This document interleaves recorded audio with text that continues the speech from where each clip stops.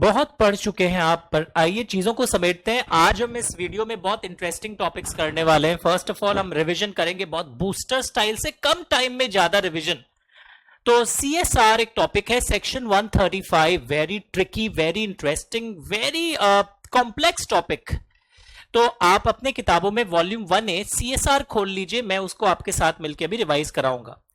तो corporate social responsibility, as the name sounds, हर company को ये करना जरूरी नहीं है, पर कुछ कुछ कंपनीज के लिए कंपल्सरी होता है कि वो अपना कुछ अमाउंट कंट्रीब्यूट करे। They have to contribute to CSR. अब what is the contribution to CSR? Schedule 7 to companies act में, मेरे साथ साथ हो, मैं हर लाइन एक ही बार बोलूंगा इस रिविजन में। शेड्यूल 7 टू कंपनीज एक्ट में लिस्ट दिया हुआ है कि ये एक्टिविटीज को अगर आप करते हैं तो वो सीएसआर स्पेंडिंग माना जाएगा। But this list is illustrative, this list is not exhaustive।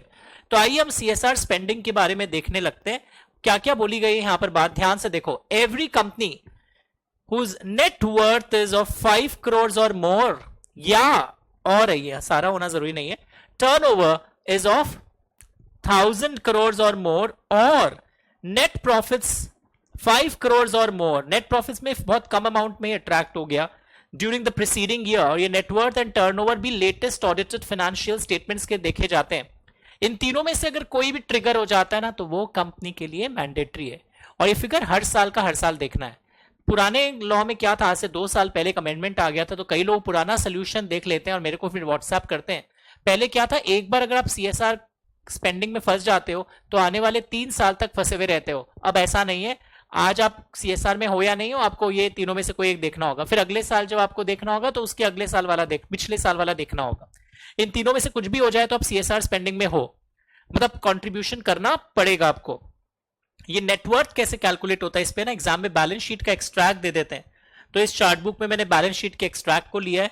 Paid up share capital, वो रिजर्व्स लोगे जो आउट ऑफ प्रॉफिट्स हुआ है, सिक्योरिटीज प्रीमियम लोगे, पीएल क्रेडिट लोगे, और लेस क्या क्या करोगे मिला। और ये जो नेट प्रॉफिट्स है ना, ये नेट प्रॉफिट्स याद रखना, इसको कैलकुलेट करने के लिए हमारे लॉ में एक तरीका है, एज पर सेक्शन 198, वो कंपनी अकाउंट्स में सीखोगे कभी। एंड ये net profits is before tax, याद रखिएगा। Okay, and remember one thing, ये नेट प्रॉफिट्स में 2 चीजें नहीं आएगी, हमने क्लास में पढ़ा था। Profits from overseas branch will not come, and if you have received dividend from those companies which are already covered by CSR, तो वो profits का भाग, वो वाला dividend नहीं follow करेगा। अगर आपको dividend मिल रहा है because you invested in some companies and those companies are already covered by CSR, तो वो भी माइनस कर देना। So तो CSR spending करना कितना पड़ता है? Minimum 2% of the average net profits of last 3 years। Sir अगर 3 साल में किसी एक साल लॉस हुआ है तो मेरे को तो नहीं करना होगा ना, तीनों साल प्रॉफिट्स नहीं हुआ। Who said? एवरेज निकालो। अगर तुम्हारा 7 करोड़, 5 करोड़, 3 करोड़ है तो उसका एवरेज आप निकालोगे तो 9 आएगा -3 करने के बाद, तो इसका आप 2% कंट्रीब्यूट करोगे। सर मुझे नहीं करना है, बोले क्यों? सर मुझे 2 ही साल हुआ है इनकॉर्पोरेट हुए हुए, तो भी करना पड़ेगा। 2 साल का जो एवरेज प्रॉफिट्स है उस पर आपको 2% लगाना पड़ेगा। सर मेरा 1 ही साल हुआ है, पर तुम्हें ना करामात कर दिए, पहले साल में तुम्हारे नेटवर्थ और वो सब है ना क्रॉस हो गए, टर्नओवर या नेट प्रॉफिट्स। तो अगर आपका 1 या 2 साल हुआ तो भी आपको फिर करना पड़ेगा, उस पर एवरेज उस हिसाब से लगेगा। तो 2% of the average net profits of last 3 financial years वाला चीज क्लियर हुआ। तो पूरे बैच को ये चीज भूल गए थे, प्रॉफिट्स ऑफ ओवरसीज ब्रांच वाला कैलकुलेशन, एंड ये क्या माइनस होता है। ये 2% में भी लोग दलील पेश करते, मेरा तो 3 साल नहीं हुआ सर, मुझे नहीं कॉन्ट्रीब्यूट करना है। तुम्हें भी करना पड़ सकता है। इसके अलावा सबसे इंपॉर्टेंट थिंग कि ये सीएसआर कमिटी आपको कभी कभी नहीं बनाने की दरकार पड़ती है। आपके चाहे लिमिट्स में आप कवर्ड हो गए, किस लिमिट्स में? आपका नेटवर्थ 500 करोड़ और मोर, आपका टर्नओवर 1000 करोड़ मोर, या आपकी net profits before tax as per section 198 आपकी इतनी हो गई, आपको सीएसआर फिर भी नहीं करना होगा। कैसे नहीं करना होगा सर, आप ही नहीं पढ़ा है। अगर हमने जो कैलकुलेट किया आपका 2% ऑफ एवरेज नेट प्रॉफिट्स, अगर सीएसआर स्पेंडिंग 50 लाख क्रॉस नहीं हो रहा है, you don't have to constitute CSR committee, you don't have to constitute CSR committee. But आगे गजब बात लिख दिया, अगर आपको, चलिए मैं बोला सीएसआर कमेटी नहीं बनाना है बिकॉज आपकी एनुअल सीएसआर स्पेंडिंग क्रॉस नहीं हो रही है। कितनी क्रॉस नहीं हो रही है? 2%, मतलब 50 lakh annual CSR spending cross नहीं हो रही है। तो ऐसे सिचुएशन में कंपनी जिसके पास अनस्पेंट सीएसआर हो, अपने पैसे में अकाउंट में अगर अनस्पेंट सीएसआर हो उनको सीएसआर कमेटी बनाना पड़ेगा, चाहे even if CSR spending is not exceeding 50 lakh. Sir ये क्या बोल दिया आपने, मैं समझाता हूं। आपकी अगर सीएसआर स्पेंडिंग 50 लाख क्रॉस नहीं हो, मैं रिपीट कर रहा हूं, आपको मैंने ही पढ़ाया था ना, आपको सीएसआर स्पेंडिंग नहीं करना है, नहीं करना है, अगर 50 लाख क्रॉस नहीं हो, कोई कमिटी नहीं बनाना है, वहां पे फिर सारा देखभाल कौन करेगा, सीएसआर स्पेंडिंग का बोर्ड। सीएसआर स्पेंड करेंगे आप, 45 लाख आपका रिक्वायरमेंट आ रहा है स्पेंड करने का, वो करना है, उससे माफी नहीं है। मैं बोल रहा हूं कि normally what happens, CSR committee they formulate the CSR policy, they recommend, board approves, they monitor implementation, वो कमिटी नहीं बनेगी वहां पर। बट अगर आपकी कंपनी को ये अनस्पेंड सीएसआर अकाउंट बनाने की नौबत आ गई और चाहे आपका स्पेंडिंग 50 लाख क्रॉस नहीं हुआ है, तो आपको कमिटी फिर से बनाना पड़ेगा।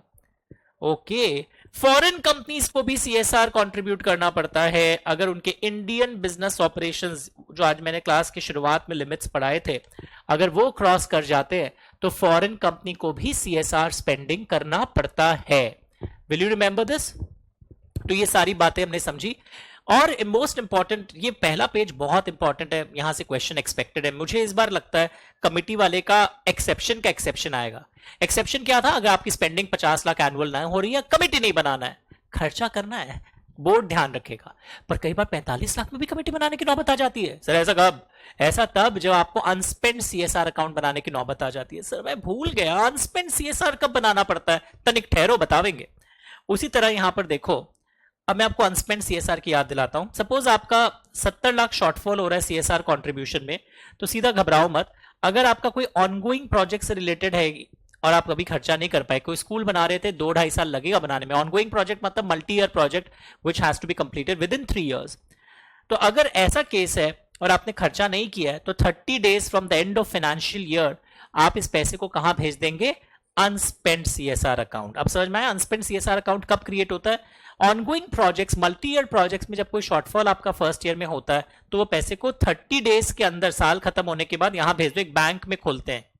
और फिर 3 साल का टाइम दिया जाता है आपको, क्योंकि प्रोजेक्ट भी 3 साल के अंदर कंप्लीट हो रहा है। 3 साल के अंदर आपको ही करना है खर्चा एज पर द प्रोजेक्ट। पर आफ्टर 3 years अभी अगर आप नहीं कर पाते, तो 3rd ईयर कंप्लीट होने के 30 दिन के अंदर, with in 30 days from the completion of 3rd year, जैसे 3rd ईयर कंप्लीट होगा, 30 दिन के अंदर आप इसको भेज देंगे शेड्यूल 7 के एक फंड के अंदर।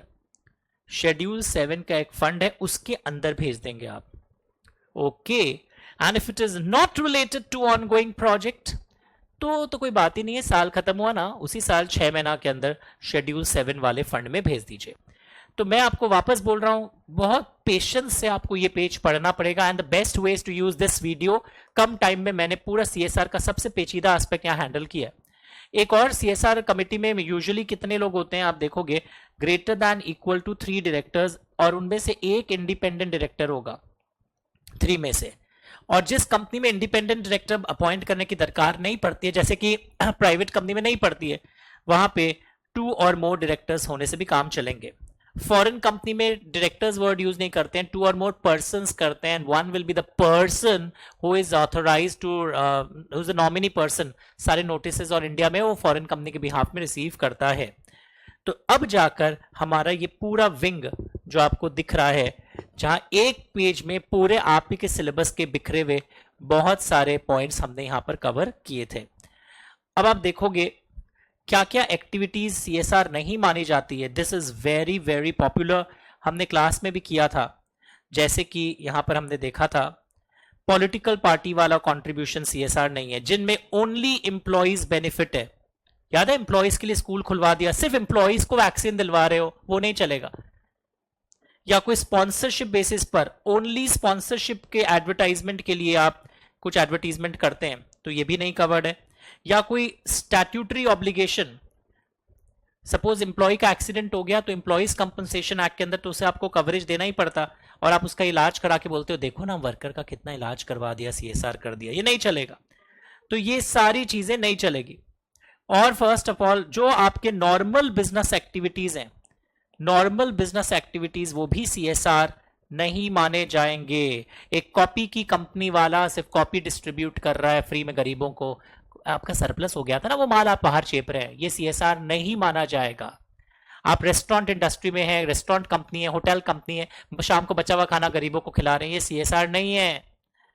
बट इसमें एक एक्सेप्शन था कि कोई फार्मा सेक्टर वाली रिसर्च एंड डेवलपमेंट कोविड की दवाइयों के लिए अगर करती है, और जो कि उनका नॉर्मल एक्टिविटी है, उसको मान ले रहे थे कुछ साल तक, अगर वो कोई दूसरे इंस्टीट्यूट के साथ कोलैबोरेशन में करती है और एक्टिविटीज को सीएसआर रिपोर्ट में डिस्क्लोज भी कर देती है।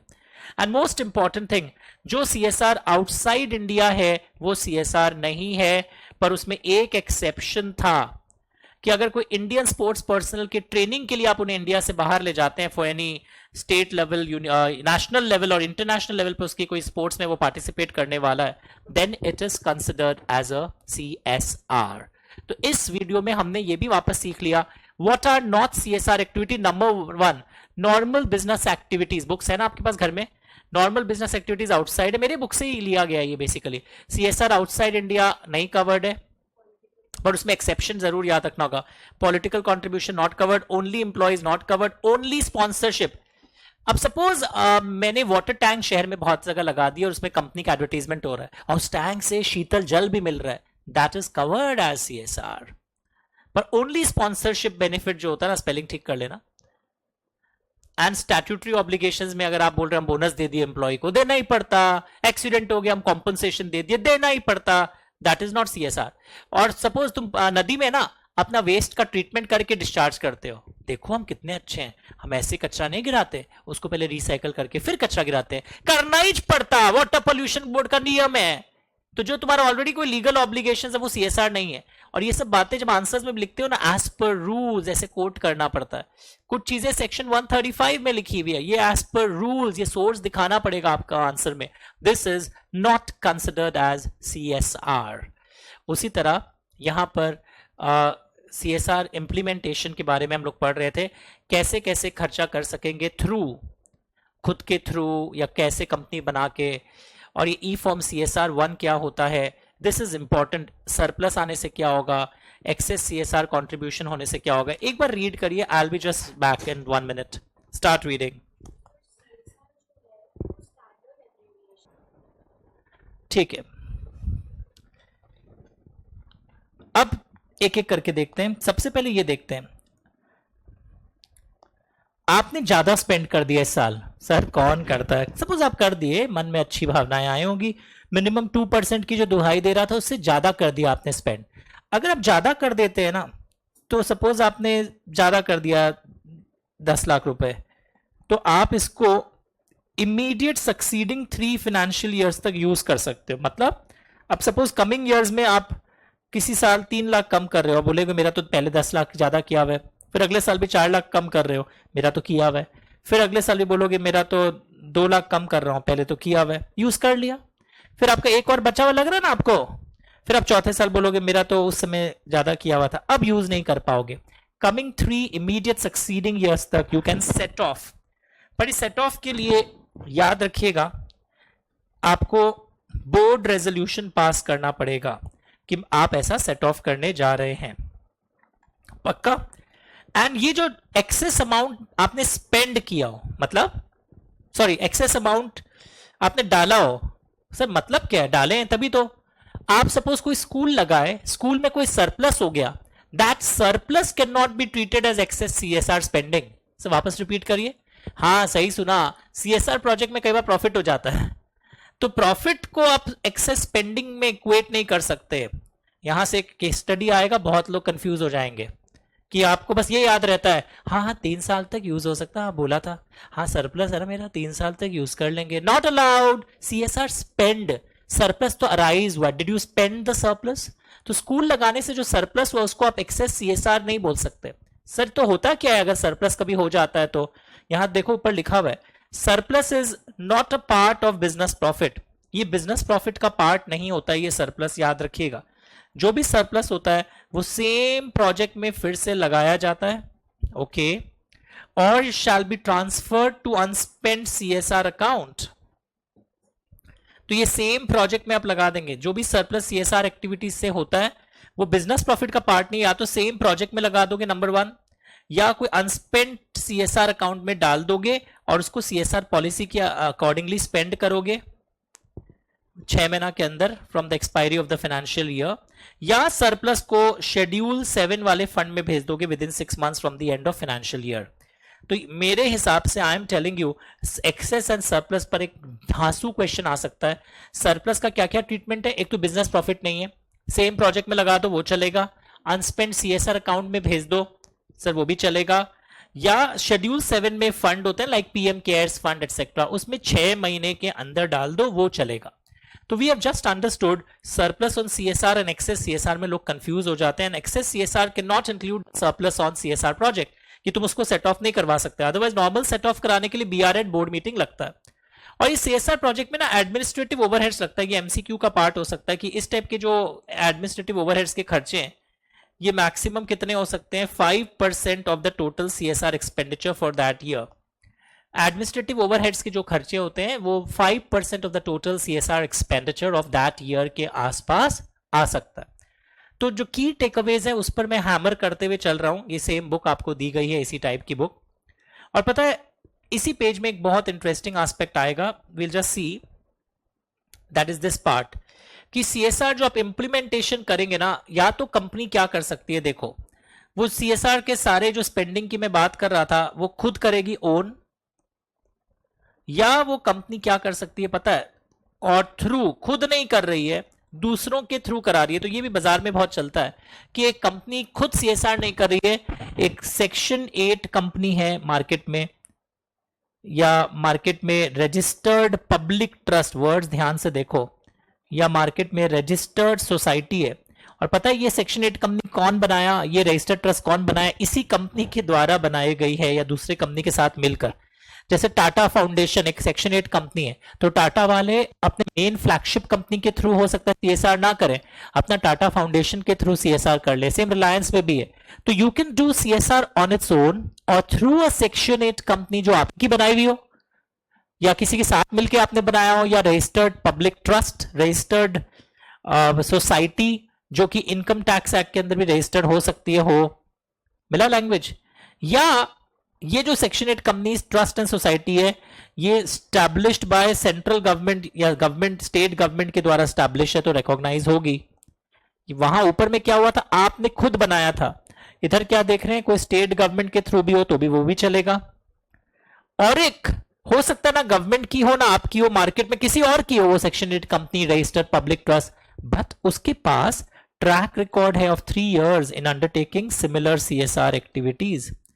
उसके पास अच्छा ट्रैक रिकॉर्ड है ऑफ सिमिलर सीएसआर एक्टिविटीज करने का।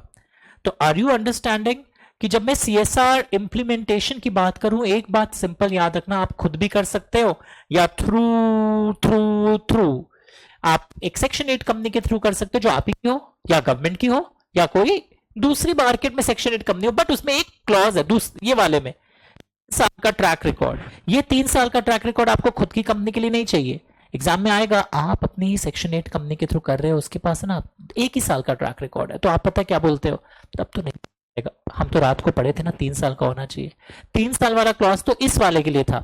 अगर आप ही की सेक्शन 8 कंपनी है तो मुझे वो 3 years के ट्रैक रिकॉर्ड वाली पॉइंट को देखने नहीं जाना पड़ेगा, पक्का। और पता ये जो सेक्शन 8 कंपनी या ट्रस्ट या सोसाइटी है ना, ये जिनके थ्रू आप खर्चा कर रहे हो उनको अपने आप सेंट्रल गवर्नमेंट के पास रजिस्टर करना पड़ेगा। Every entity who intends to undertake CSR activity will register itself with central government by filing CSR 1। यानी ये CSR 1 section 8 company, registered trust, registered society, इनके लिए बना है। याद रखना ये section 8 company, registered trust, registered society, इनके लिए बना है, पक्का। तो हम लोग CSR 1 भी देख रहे हैं, what is happening now. What is CSR 2? CSR 2 क्या कॉन्सेप्ट है कि एनुअल रिपोर्टिंग, आपकी कंपनी CSR कंट्रीब्यूट कर रही है। एक तो आपने सुना होगा बोर्ड्स रिपोर्ट के साथ एक CSR का एनेक्सर जाता था, वो ठीक है, पर आजकल नियम क्या हो गया, हर कंपनी को एक report on CSR in form CSR 2 देना पड़ता है as an addendum to your AOC 4 वाला फॉर्म। ओके यानी हर कंपनी जो CSR के अंदर गवर्नड है उसको एक रिपोर्ट इन ई फॉर्म CSR 2 देना पड़ता है अब एओसी 4 कब जाता है, भोला चेहरा बना लिया, within 30 days of AGM. तो within 30 days of AGM जो आपका एओसी 4 जाएगा, उसके साथ एज एन अडेंडम, ये वर्ड ध्यान से रखना, CSR2 नाम की फॉर्म भी जमा होगी। ओके, तो ऑलमोस्ट चैप्टर ओवर। तो इस चैप्टर में जो भी क्वेश्चंस आएंगे इसी चार्ट से आएंगे, बिकॉज ये आप ही की बुक से कंप्रेस होके बना है। एंड अगर कोई कंपनी सीएसआर कंट्रीब्यूट नहीं करती है ना, reasons for not disclosing CSR has to be disclosed in the board's report. और ये लास्ट पार्ट है जो आपको बहुत ध्यान से सुनना है, और क्वेश्चन भी मैंने इंपैक्ट असेसमेंट पे बनाया है। Now let us start reading this.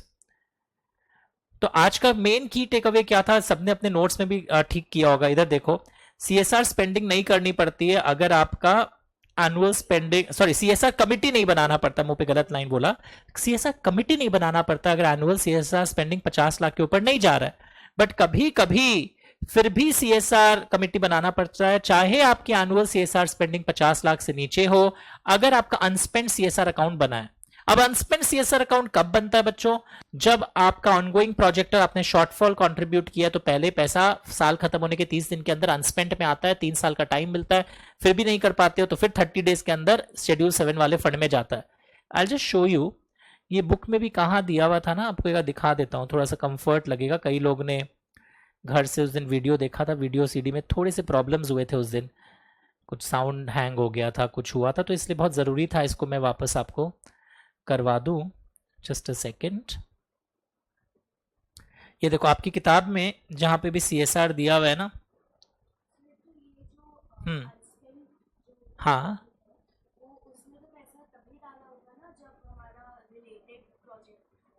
नहीं, जब मल्टी ईयर प्रोजेक्ट हो, जो उसको तभी तभी आएगा, मल्टी ईयर प्रोजेक्ट्स में, ऑनगोइंग प्रोजेक्ट में ही आएगा। ये देखो जहां आपके बुक्स में था ना एक दिन, उस दिन, a company having, just a second, हाँ, सीएसआर स्पेंडिंग, पहले यहां देखो, फुल पेज करोगा बच्चों के लिए, सब अपने किताबों में मार्क करना, ये वाला line, if CSR spending do not exceed 50 lakhs, it is not necessary to constitute CSR committee. ऐसा दिख रहा है आपको, CSR कमेटी नहीं बनाना पड़ेगा if CSR spending do not exceed 50 lakhs। बोलो बच्चों, मिला?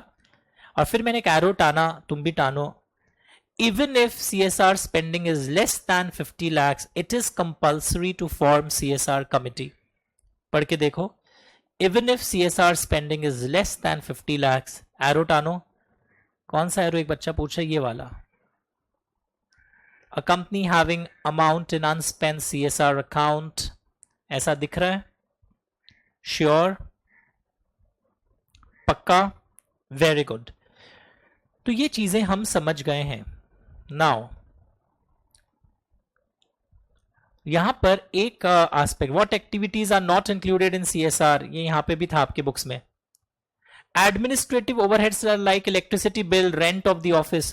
पर तुम बोलोगे हम प्रोजेक्ट का है ना, डिजाइन बनाने का खर्चा किए, वो तो मेन कॉस्ट हो गया, प्रोजेक्ट को इंप्लीमेंट करवा रहे हो, they are not administrative expenses. पक्का? तो what activities are not included CSR, यहां से क्वेश्चन आएगा, मैं बता सकता हूं आपको। सीएसआर इंप्लीमेंटेशन कैसे होता है, आपके बुक्स में भी लिखा हुआ था कैसे होता है, सेम चीजें आपकी बुक्स में भी थी। What is the treatment of surplus on CSR project, treatment of surplus on CSR project, same चीजें जो आज पढ़े हमने बुक्स में भी पढ़ा था। अब क्या होने वाला है, चेक करते हैं जल्दी से, बस ये वाला चार्ट पढ़ के। That is impact assessment report. DK ji आइए। Now what is impact assessment report, full page करिए एक बार, बच्चे पढ़ेंगे, जल्दी से पढ़ लीजिए, मैं रिवाइज करवाऊंगा, अगर जल्दी से पढ़िए। यहाँ पे सीएस में ऑलरेडी क्वेश्चन आ गया, सीएमए और सीएमए में आना, सीए में आना बाकी है।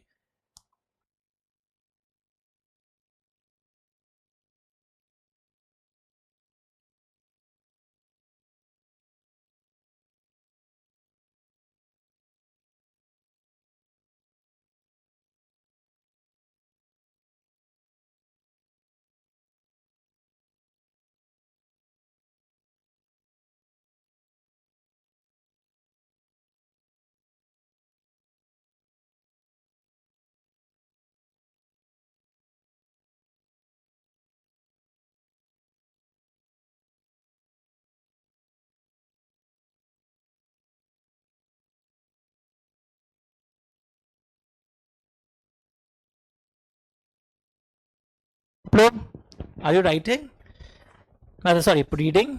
देखो आ जाओ। What is impact assessment? नाम से पता चल गया, आप सीएसआर प्रोजेक्ट लगा रहे हो कुछ अच्छे उद्देश्य को सोचकर, इम्पैक्ट आएगा, बेनिफिट होगा। Now what is impact assessment? कि आपने जो बोला जा रहा है बेसिकली क्या मतलब, क्या हर सीएसआर प्रोजेक्ट का ये इम्पैक्ट असेसमेंट होगा? जित आप तो बहुत सारा सीएसआर करते हो हर साल, नहीं लिखता अगर कंपनी कोई ऐसा सीएसआर कर रहा है, मतलब सॉरी पहले तो बोलता है हर कंपनी जिसका सीएसआर ऑब्लिगेशन 10 करोड़ और मोर का होता है, यस बड़ी कंपनियों का होता है, हर कंपनी जिसका भी पिछले average, average word is very important, पिछले 3 सालों का जो एवरेज सीएसआर ऑब्लिगेशन अगर उसका 10 करोड़ और मोर है, उसको इंपैक्ट असेसमेंट करवाना है। सर समझ गया, करवा देंगे सर रिलायंस का सारा। रुको रुको रुको, हर प्रोजेक्ट का नहीं, उस प्रोजेक्ट का जिसमें 1 करोड़ या 1 करोड़ से ज्यादा का खर्चा हुआ हो एंड कंप्लीट हुए हुए 1 साल हो गया हो, क्योंकि 1 साल कंप्लीट हुए हुए क्यों हो गया हो तभी ना हम पता लगा पाएंगे ना क्या बेनिफिट्स आ रहा है। आज कंप्लीट हुआ और बोलता है पता लगाओ ना कल तक कितना बेनिफिट हुआ। 1 साल तो बीतने दो, दो अलग चीज है। लोग मिक्स कर दे रहे हैं, एमसीक्यू रॉन्ग हो जाएगा आपका वरना। जिस कंपनी का एक एमसीक्यू में पता है क्या देता है, every company where CSR project is 1 crore or more, they have to do impact assessment. Wrong. ये स्टेप 1 है। उस कंपनी का average CSR obligation of 10 crore और मोर होना चाहिए, स्टेप 1। फिर स्टेप 2 क्या है, प्रोजेक्ट पे खर्चा 1 करोड़ और मोर होना चाहिए। स्टेप 3, सिर्फ वो खर्चा देख के मत करो, 1 साल प्रोजेक्ट को कंप्लीट हुए हुए हो जाना चाहिए, तब उसका एक इंडिपेंडेंट एजेंसी से इंपैक्ट असेसमेंट करवाओगे आप। ओके, और उसको बोर्ड के सामने प्लेस कर दोगे and it will be annex to the annual report. पक्का समझ में आया? यानी 1 करोड़ देखते ही लपक मत पड़ना, सबसे पहला ट्रिगर। अगर 1 मिसिंग है तो कुछ नहीं होगा। अगर उस कंपनी का एवरेज सीएसआर ऑब्लिगेशन 10 करोड़ और मोर का नहीं हुआ तो कुछ नहीं होगा। सीएसआर प्रोजेक्ट 1 करोड़ और मोर का उसका खर्चा होता है वहां पर, और प्रोजेक्ट को कंप्लीट हुए 1 साल हो गया हो, तो आपको एनेक्स करना एनुअल रिपोर्ट में ये। और सुनो, इस इंपैक्ट असेसमेंट में बहुत सारे खर्चे होंगे, तो इस इंपैक्ट असेसमेंट में जो बहुत सारे खर्चे होंगे, एक्सपेंडिचर टूवर्ड्स सीएसआर, ये कितना एक्सीड नहीं होना चाहिए एक्सपेंडिचर। ये एक्सपेंडिचर, अब तुम तो बोलोगे 5%, नहीं नहीं, ये इंपैक्ट असेसमेंट वाला एक्सपेंडिचर का बात हो रहा है। 2% of total CSR expenditure of this year, 5 मत करना, और 50 lakh rupees whichever is higher. Language समझ में आया आपको? 2% ऑफ सीएसआर एक्सपेंडिचर और 50 lakh rupees whichever is higher. पढ़ के देखो, 2% ऑफ सीएसआर एक्सपेंडिचर और 50 lakh rupees whichever is higher. इसमें लोग 5% लगा देते हैं क्योंकि वो मेरे मुंह से एडमिनिस्ट्रेटिव ओवरहेड्स 5% सुने हुए होते हैं ना, तो डोंट गेट कंफ्यूज। ये अमेंडेड फिगर्स है, पहले वाले सोल्यूशंस में विच एवर लोअर होते थे। तो ये इंपैक्ट असेसमेंट रिपोर्ट के बारे में हम लोगों को पता चल गया। सो ये है all about CSR. I am assuming कि आपने सीएसआर अच्छे से पढ़ लिया होगा।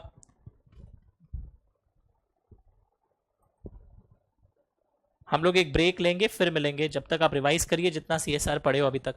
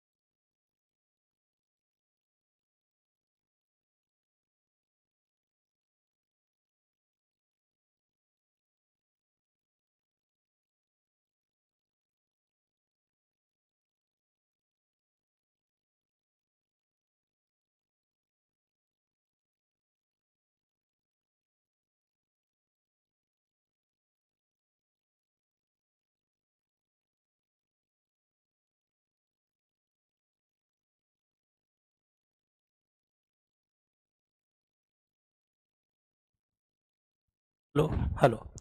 Now we'll start a new topic. Let us start. तो जिनका वो नहीं हुआ है छोड़ दीजिएगा. Let us start a new topic now.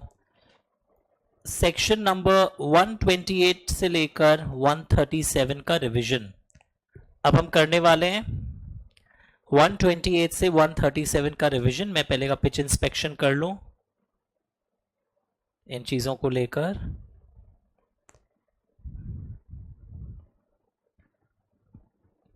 Just a second.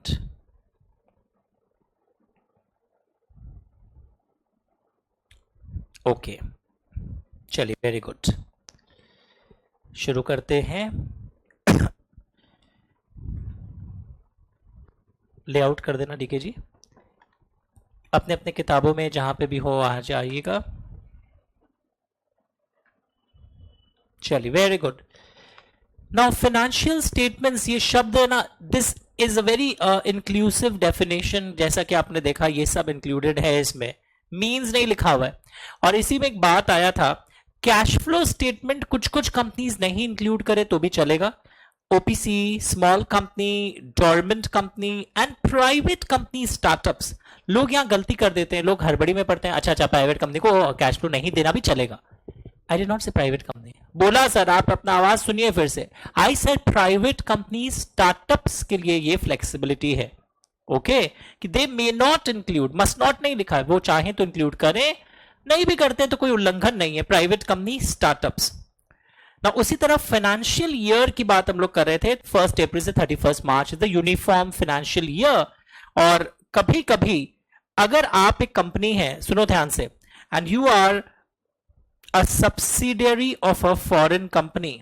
Okay, you are holding company of a foreign company, you are associate of a foreign company, then you can apply to regional director that I also want to follow a different financial year because मेरा वो foreign holding, foreign subsidiary है ना, foreign investor जो है ना, वो उसकी financial year अलग है और consolidate करना पड़ता है हमको अपने financial statements, तो हम लोग को मुश्किल होता है. तो you can apply to regional director in E form RD1 that for consolidation purposes, एक वर्ड आपको मिलेगा जो एग्जामिनर खोजेगा. ये दो कंपनीज मर्ज नहीं हो रही है. कई लोग सोचते हैं कंसोलिडेट मतलब ये एक हो गई. I hope you remember, consolidation से कंपनीज मर्ज नहीं हो रही है. They are still separate financial statements, उनके अभी भी बनते हैं. अब वो कंपनी भी अलग है, सेपरेट एंटिटी है. Only for presentation purposes as per accounts का एएस इंड एस हम लोग कंसोलिडेट करते हैं. तो if your company is a S of F, H of F, A of F, then for consolidation purposes, ये word exam में लिखिएगा. Even if that period is a year or not a year, हो सकता है 9 months में भी एक period बना दे, 10 months को भी एक ईयर बना दे, चलेगा. ओके, तो ये पोर्शन हमने क्लास में भी पढ़ा था. उसी तरह फिर हमने पढ़ा था procedure for changing of financial year के लिए क्या क्या करना पड़ता है. ये थ्योरी हमारी क्लास के बुक्स में भी मार्क थी, एक बार नजर डाल लेना चार्ट्स में. अब एक सिंपल क्वेश्चन है. सेक्शन 128 क्या बोलता है पता है? सेक्शन 128 बोलता है, बोर्ड देखो, कि books of accounts double entry हो, अक्रूवल बेसिस हो, प्रॉपर तरीके से रखा जाए, ट्रू एंड फेयर व्यू दे. अब क्वेश्चन है, क्या बुक्स ऑफ अकाउंट्स को आप इंडिया में रजिस्टर्ड ऑफिस की जगह कहीं भी और रख सकते हैं? ये सुनते पता लोग भावुक हो जाते हैं. नहीं, within the city, town, village where the registered office situated. वो एजीएम का आंसर अभी तक दिमाग से हिला ही नहीं है. यहां पे रख सकते हो इंडिया में, कहीं भी इंडिया में, पर उसके लिए एक बीआर पास करना पड़ता है और 7 दिन के अंदर आरओसी को सच अदर एड्रेस बताना पड़ता है. एक बोर्ड रेजोल्यूशन पास करके विद इन 7 days आप आरओसी को सच अदर एड्रेस बताते हो. When books of accounts can be kept at any other place in India. Did you understand? कितने साल तक ये बुक्स प्रिजर्व करना पड़ेगा? 8 साल. और कई बार 8+X हमने क्लास में पढ़ा था. अगर सेंट्रल गवर्नमेंट इन्वेस्टिगेशन पर्पसेस के लिए ऐसा ऑर्डर दे दे तो हमें 8+X ईयर्स के लिए ये प्रिजर्व करना पड़ता है. सब याद आ रहा है हल्का हल्का? तो ये सारी बातें 128 के अंदर ही थी. अब सब सेक्शन नंबर्स याद रखना जरूरी नहीं है. फिर था क्या बुक्स को हम इलेक्ट्रॉनिक फॉर्म में रख सकते हैं? Can books be kept in electronic form? तो ये रूल्स और 128 को साथ में पढ़ना पड़ता है हमको, एक लंबा सा यहाँ ज्ञान दिया हुआ था। इसी 128 में लिखा हुआ है who shall be responsible for keeping proper books of accounts. तो वहां पर आपने MD, whole time director, CFO, any other person charge by the board. तो इसमें पता कैच क्या है, whole time director in charge of finance word है, और ये any other person charge by the board में इवन चीफ अकाउंटेंट हो सकता है, आपका अकाउंटेंट जो सीए हो वो भी इसमें फंस जाए, बिकॉज यहाँ लिखा हुआ है any other person charge by the board. और अगर आप ये नहीं करते हैं ठीक से तो पनिशमेंट यहां पर क्या होगा पता है आपको? सिर्फ फाइन है, इंप्रिजनमेंट नहीं है। आजकल किसी की बुक में अगर इंप्रिजनमेंट लिखी हुई तो काट देना। Fine minimum 50,000, maximum 5 lakh for non compliance of maintaining proper books of accounts. Only fine, imprisonment हटा दीजिएगा। 129 में when your financial statements are not showing true and fair view, वहां इंप्रिजनमेंट है, जबकि फाइन के फिगर दोनों जगह सेम है। And I use the word fine, I did not say penalty. रुक जाइए। एंड इसी में एक एस्पेक्ट और था, मैं आपको एक बार बुक ले जाता हूं, एक पैराग्राफ मुझे लग रहा है इसमें हम और डाल सकते हैं रिवीजन के दौरान, अभी अभी वहां तुम लोग नोट कर लेना चार्ट बुक में बाद में। इंटर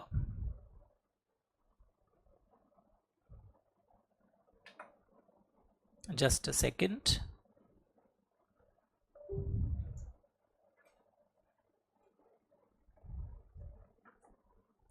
बुक्स को आप इलेक्ट्रॉनिक फॉर्म में रख सकते हैं क्या? उसका आंसर ये देखो, e-books in legible form in the same format, proper system of storage and referral, backup of e-books to be kept in servers located in India on a daily basis। ये line बहुत important है। E-books का जो backup है वो आपको India के servers में रखना पड़ेगा, वो भी बैकअप डेली बेसिस पर आप चाहिए। और कंपनी को आरओसी को बताना पड़ता है about the IP address of the service provider. अगर सर्विस प्रोवाइडर इंडिया के बाहर है, the name of the person in India who has control over the books of accounts, ये भी लिखना पड़ता है।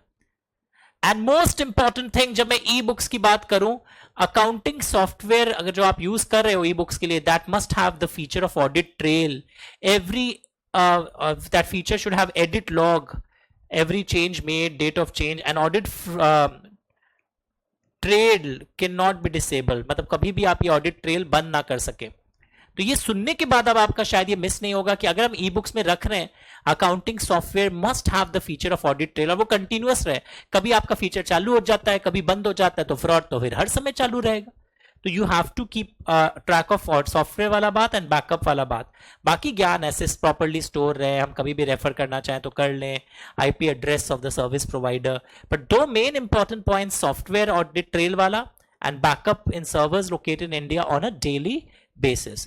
उसी तरह यहाँ पे बात हो रहा था, who can inspect books of accounts. अगर कोई पूछे कि बुक्स ऑफ अकाउंट्स डायरेक्टर कर सकता है, ओके, ऑफ कोर्स डायरेक्टर कर सकते हैं, बट डायरेक्टर किसी अपने एजेंट से भी नहीं करवा सकता, नॉट बाई और through his power of attorney. Act के अंदर लिख दिया गया है। पुराने आंसर्स में केस लॉज में दिए थे अपने एजेंट के थ्रू करवा सकते हो, अगर एजेंट एक अंडरटेकिंग दे दे, हम कोई और के लिए यूज नहीं करेंगे। बट आजकल यही क्लियरली हो गया है कि जो बैकअप है वो आप एजेंट के थ्रू भी नहीं करवा सकते हो। ओके, एंड इसमें एक और बात आई थी कि आप बुक्स ऑफ अकाउंट्स, अगर ब्रांच ऑफिस है आपके, ब्रांच ऑफिस इंडिया के बाहर, तो वहां वाले जो ट्रांजैक्शंस होंगे वो वहां पर रख सकते हो आप। बट ब्रांच आप बोल रहे हो इंडिया के बाहर है, तो proper summarized returns are periodically sent by the branch office to the company at the registered office or such other place. Mila language? And the books of accounts maintained within India shall be kept for open at any other place. Branch पे भी अगर है तो directors जाके inspect कर सकते हैं during business hours, और foreign branches में भी 3-3 महीना पर इंडिया में आता रहेगा। Language मिला? Basically, summarized returns of the branch should be sent to India at the company's registered office. तो ये जाकर तुम्हारा 128 की बारीकियां कवर हुई। आप विश्वास नहीं करोगे, एग्जाम के 7 क्वेश्चंस हमने आपके साथ डिस्कस कर लिया है, छोटे छोटे क्वेश्चंस जो बड़े क्वेश्चन का एक सब पार्ट्स हो सकते हैं। नेक्स्ट हम चलते हैं फाइनेंशियल स्टेटमेंट्स पे, फिर से 129 पे चलते हैं। Now we go to 129। Now 129 क्या बोलता है, इधर देखो, फाइनेंशियल स्टेटमेंट, इधर देखो, फैट होगा, मतलब सर ट्रू एंड फॉर्मेट क्या है, शेड्यूल 3 के अनुसार, अकाउंटिंग स्टैंडर्ड्स के अनुसार, and true and fair view. तो financial statement should give a FAT view. FAT view के अंदर क्या क्या आ रहा है समझ गए? F is your form, schedule form, उसका फॉर्मेट होगा शेड्यूल 3 के अनुसार, अकाउंटिंग स्टैंडर्ड्स या इंड एएस जो एप्लीकेबल हो, and true and fair view के अनुसार।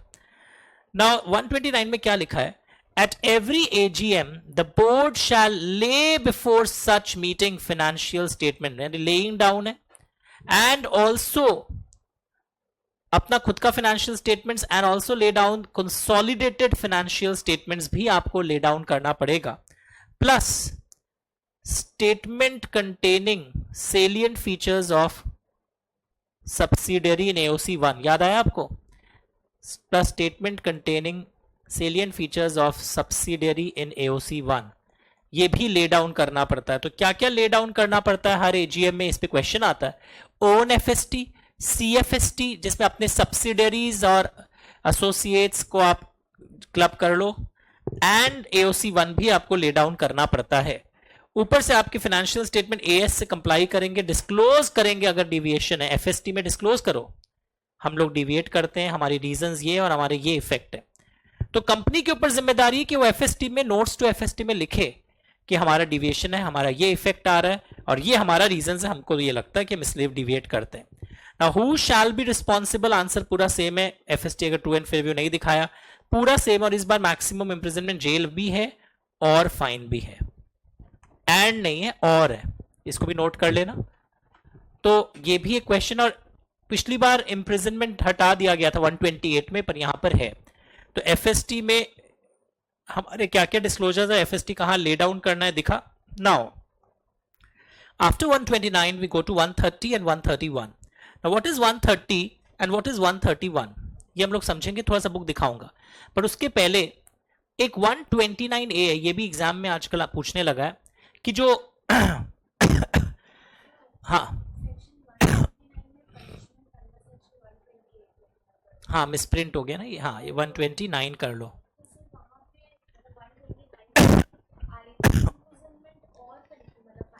वन 128 में ओनली फाइन है एंड 129 में और है, मतलब कोड दोनों भी लगा सकता है क्योंकि बाद में और बोध भी लिखा है। Okay, and this will become 129। Correction करते रहिएगा बुक्स में भी, मैं बाद में मार्क पीडीएफ दे दूंगा।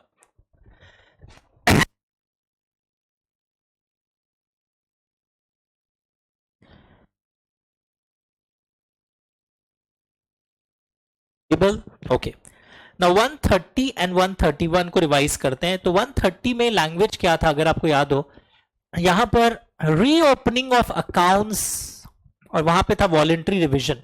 दिस वन क्या हो रहा है कि आप वॉलेंट्रीली अपना फाइनेंशियल स्टेटमेंट्स और बोर्ड्स रिपोर्ट को रिवाइज कर सकते हो अगर आपको ये लग रहा हो कि 129 मतलब फैट व्यू नहीं है या कुछ नहीं है, या 134 में जो बोर्ड्स रिपोर्ट के डिस्क्लोजर्स हैं वो सही नहीं है। पर वॉलेंट्री रिवीजन में भी है ना, ऐसा नहीं कि आप अपने मन से पूरा कर लिए, आपको अप्रूवल के लिए अप्लाई करना पड़ता है एनसीएलटी के लिए। पर आपके एप्लीकेशन जब भी जाते हैं एनसीएलटी पहले उनको खबर देता है, उनके अप्रूवल आने के बाद आपका वो हो सकता है। और इधर वाले में क्या है पता है, जब तुम रीओपनिंग ऑफ अकाउंट्स, ये कोर्ट या एनसीएलटी ऑर्डर आता है कि खोलो भैया अपना ये पूरा बुक्स ऑफ अकाउंट्स, क्योंकि आपने एफएम किया है, अकाउंट्स फ्रॉडुलेंट मैनर से हुआ है, या आपके काम काज है ना गलत हो रहे हैं जिससे मुझे लग रहा है आपका पूरा अकाउंट्स भी गलत है। एंड यहां पे पिछले 8 सालों का हम खुलवा सकते हैं आपका पूरा कुछ। इधर वाले पर हम सिर्फ आपका 3 साल खुलवा सकते हैं। कंपेयर किया तो सर अच्छा हुआ सुन लिया, अब शायद पूरा राइट हो जाएगा हमारा एग्जाम में। यहां 8 इयर्स है, यहां पर 3 इयर्स का लेखा जोखा है। Can you see this everyone? And who can apply, and यहां पर देखो only 1 revision is allowed for 1 financial year, मतलब यानी आपके पिछले 3 साल में अगर 3 फाइनेंशियल ईयर है तो तुम तीनों फाइनेंशियल ईयर का 3 बार भी खोल सकते हो। नहीं सर 1 लिखा है ना, एक पर्टिकुलर फाइनेंशियल ईयर का 1 टाइम रिवीजन हो सकता है। ओ यानी अगर तुम्हारे 3 फाइनेंशियल ईयर्स का ब्लॉक है, क्योंकि पिछले 3 साल का खुलता है, तो हम तीनों का एक एक बार खोल के चेंज कर सकते हैं। और यहां पिछले 8 सालों का हम रिवाइज कर सकते हैं, कितनी बार कर सकते हैं ऐसा कुछ लिखा नहीं है। तो did you understand the difference? एक बार मैं इसके मेन किताब को भी खोल के दिखाना चाहता हूं, just for reference and confidence. Just a second.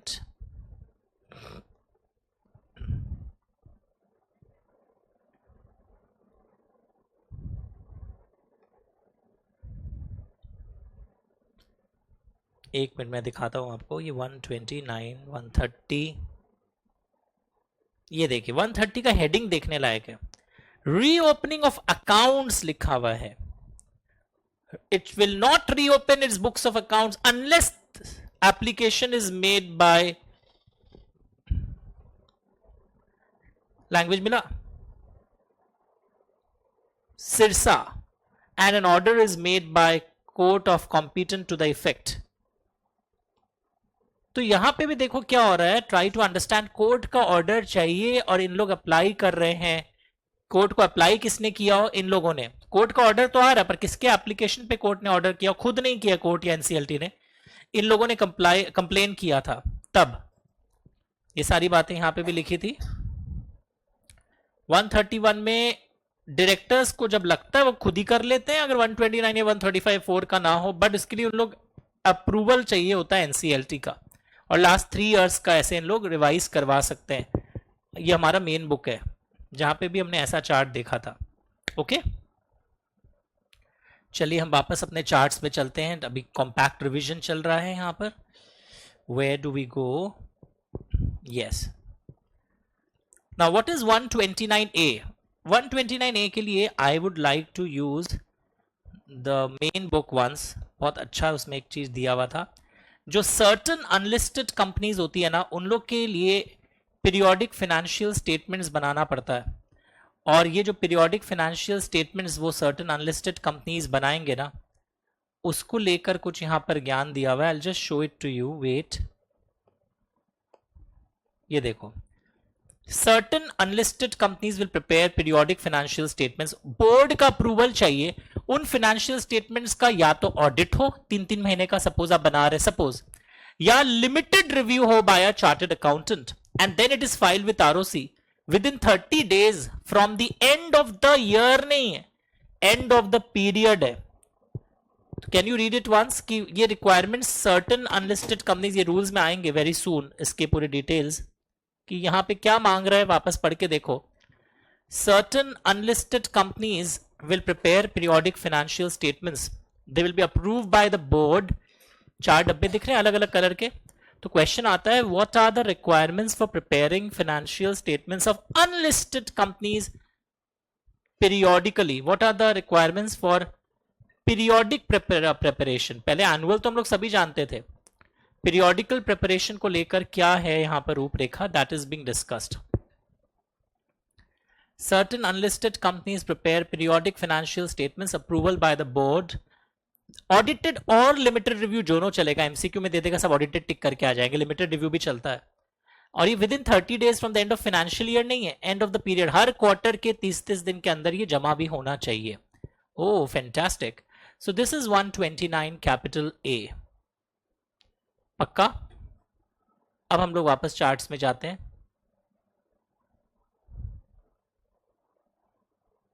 आइए, नाउ लुक हियर, XBRL कौन सी कंपनीज के लिए कंपलसरी होता है? ये बहुत डायरेक्ट क्वेश्चन एग्जाम में आ जाता है कई बार कि XBRL कौन सी कंपनीज, आपके चार्ट में भी है लिखा है, कंपनीज लिस्टेड, जो कंपनीज लिस्टेड हो उनके लिए XBRL लगता है। Oblique Indian subsidiaries of listed companies. अब सुनो मजेदार बात, इंडियन सब्सिडरीज हो सकता है लिस्टेड ना हो, मैं रिपीट कर रहा हूं, इंडियन सब्सिडरीज हो सकता है लिस्टेड ना हो, तो उन पर भी लग जाएगा। या जिस कंपनी का टर्नओवर 100 करोड़ और मोर हो, या जो कंपनी इंड एएस के अंदर गवर्नड हो, उन पर भी लगेगा। ये एक अजीब फिगर है, पेड अप शेयर कैपिटल अगर 5 करोड़ और मोर हो, यहां पे ना कई लोग नेटवर्क पढ़ लेते हैं, पेड अप कैपिटल है, CSR के लॉजिक से बाहर ही नहीं आ पाए, और यहाँ टर्नओवर 1000 नहीं है, 100 करोड़ है। So it's very difficult to learn so many figures, पर ठीक है, पढ़ते पढ़ते याद होगा। ये दो सबको याद होना चाहिए। लिस्टेड कंपनीज कवर्ड है एग्जाम में, पता एक अनलिस्टेड कंपनी के लिए इंड एस एप्लीकेबिलिटी पूछेगा तो तुम हड़बड़ा के क्या कर दोगे, अनलिस्टेड है इंड एस नहीं लगेगा। क्या पता वो अनलिस्टेड कंपनी एक लिस्टेड कंपनी की इंडियन सब्सिडरी हो सर, तो क्या होगा, हो गया ना फर्स्ट के अंदर। Even if it is listed और अनलिस्टेड, अगर वो इंडियन सब्सिडरी लिस्टेड कंपनी की अगर आप सब्सिडरी हैं तो ऑटोमेटिकली आपके ऊपर XBRL फॉर्मेट लगेगा। XBRL फॉर्मेट एक इंटरनेशनली बिजनेस रिपोर्टिंग लैंग्वेज था, पर किस पे नहीं लगेगा, देखो एग्जेम्प्टेड केसेस देखो सबको ध्यान से, एग्जेम्प्टेड केसेस कौन कौन से हैं, बैंकिंग, इंश्योरेंस, NBFC। पहले हाउसिंग फाइनेंस कंपनीज, अच्छा सॉरी हाउसिंग भी, पहले पावर सेक्टर कंपनी एग्जेम्प्टेड था but now power sector companies are covered, यानी 4 एग्जेम्पशंस हैं, banking, insurance, NBFC, housing finance company. वैसे आजकल हाउसिंग फाइनेंस कंपनी भी NBFC की तरह ट्रीट होती है। कोई भी एक होने से आप XBRL में आपको अपने फाइनेंशियल स्टेटमेंट जमा देने पड़ेंगे, और टर्नओवर 1000 नहीं है 100 है, तो दो कम से कम याद रखना, listed company and Indian subsidiaries of listed company automatically covered हो यहां पर। Cool, very good. अब हम लोग जाएंगे ये 3 सेक्शन पे, 136, 137, 134, उससे हमारा ये पूरा ओवर हो जाएगा। तो 2 मिनट्स रीडिंग टाइम, मैं यहीं हूं, आप जल्दी से इसको पढ़ना शुरू करो कि जो सर्कुलेशन होता है ना फाइनेंशियल स्टेटमेंट्स का, वो 21 दिन पहले होता है, पर कई बार शॉर्टर सर्कुलेशन भी वैलिड हो जाता है। याद आ रहा है, ऐसा कोई सुना हुआ लग रहा है, AGM में शॉर्टर नोटिस वैलिड होता है, सुने हो, शॉर्टर सर्कुलेशन वैलिड इफ इतने लोग जो हैं, वैसा लग रहा है EGM की तरह, पढ़ के देखना। और कितना टाइम के अंदर, ये 137 है। Start reading, I am here only.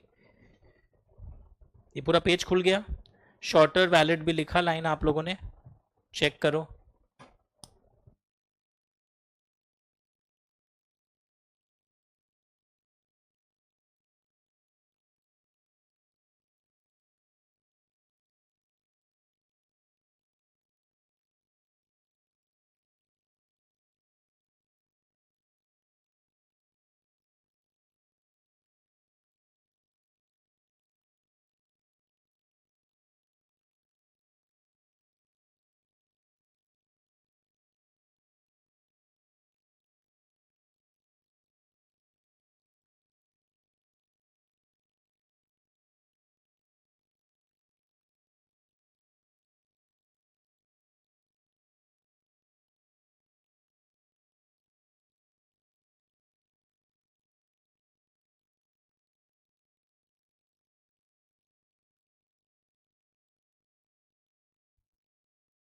Financial statement circulate होते हैं 21 दिन पहले, सेक्शन 8 कंपनी होता है तो 14 डेज पहले, और ये शॉर्टर नोटिस भी वैलिडेट हो सकते हैं, उनके बारे में कुछ क्वेश्चंस है। फिर अब्रिश्ड फाइनेंशियल स्टेटमेंट्स जो हैं, listed company full financial statements की जगह ये भी सर्कुलेट कर सकता है, कुछ कंपनीज ईमेल से कर सकती है, फिर कुछ वेबसाइट रिलेटेड रिक्वायरमेंट्स भी है। तो आइए मैं आपको ये वाला चीज़ है ना बुक से दिखाऊंगा, वहाँ थोड़ा सा और समरी में थोड़ा कुछ सॉरी डिटेल में आपका रिवीजन हो जाएगा। Just a second, then I अपने अपने किताबों में भी चले जाइए। Just a second,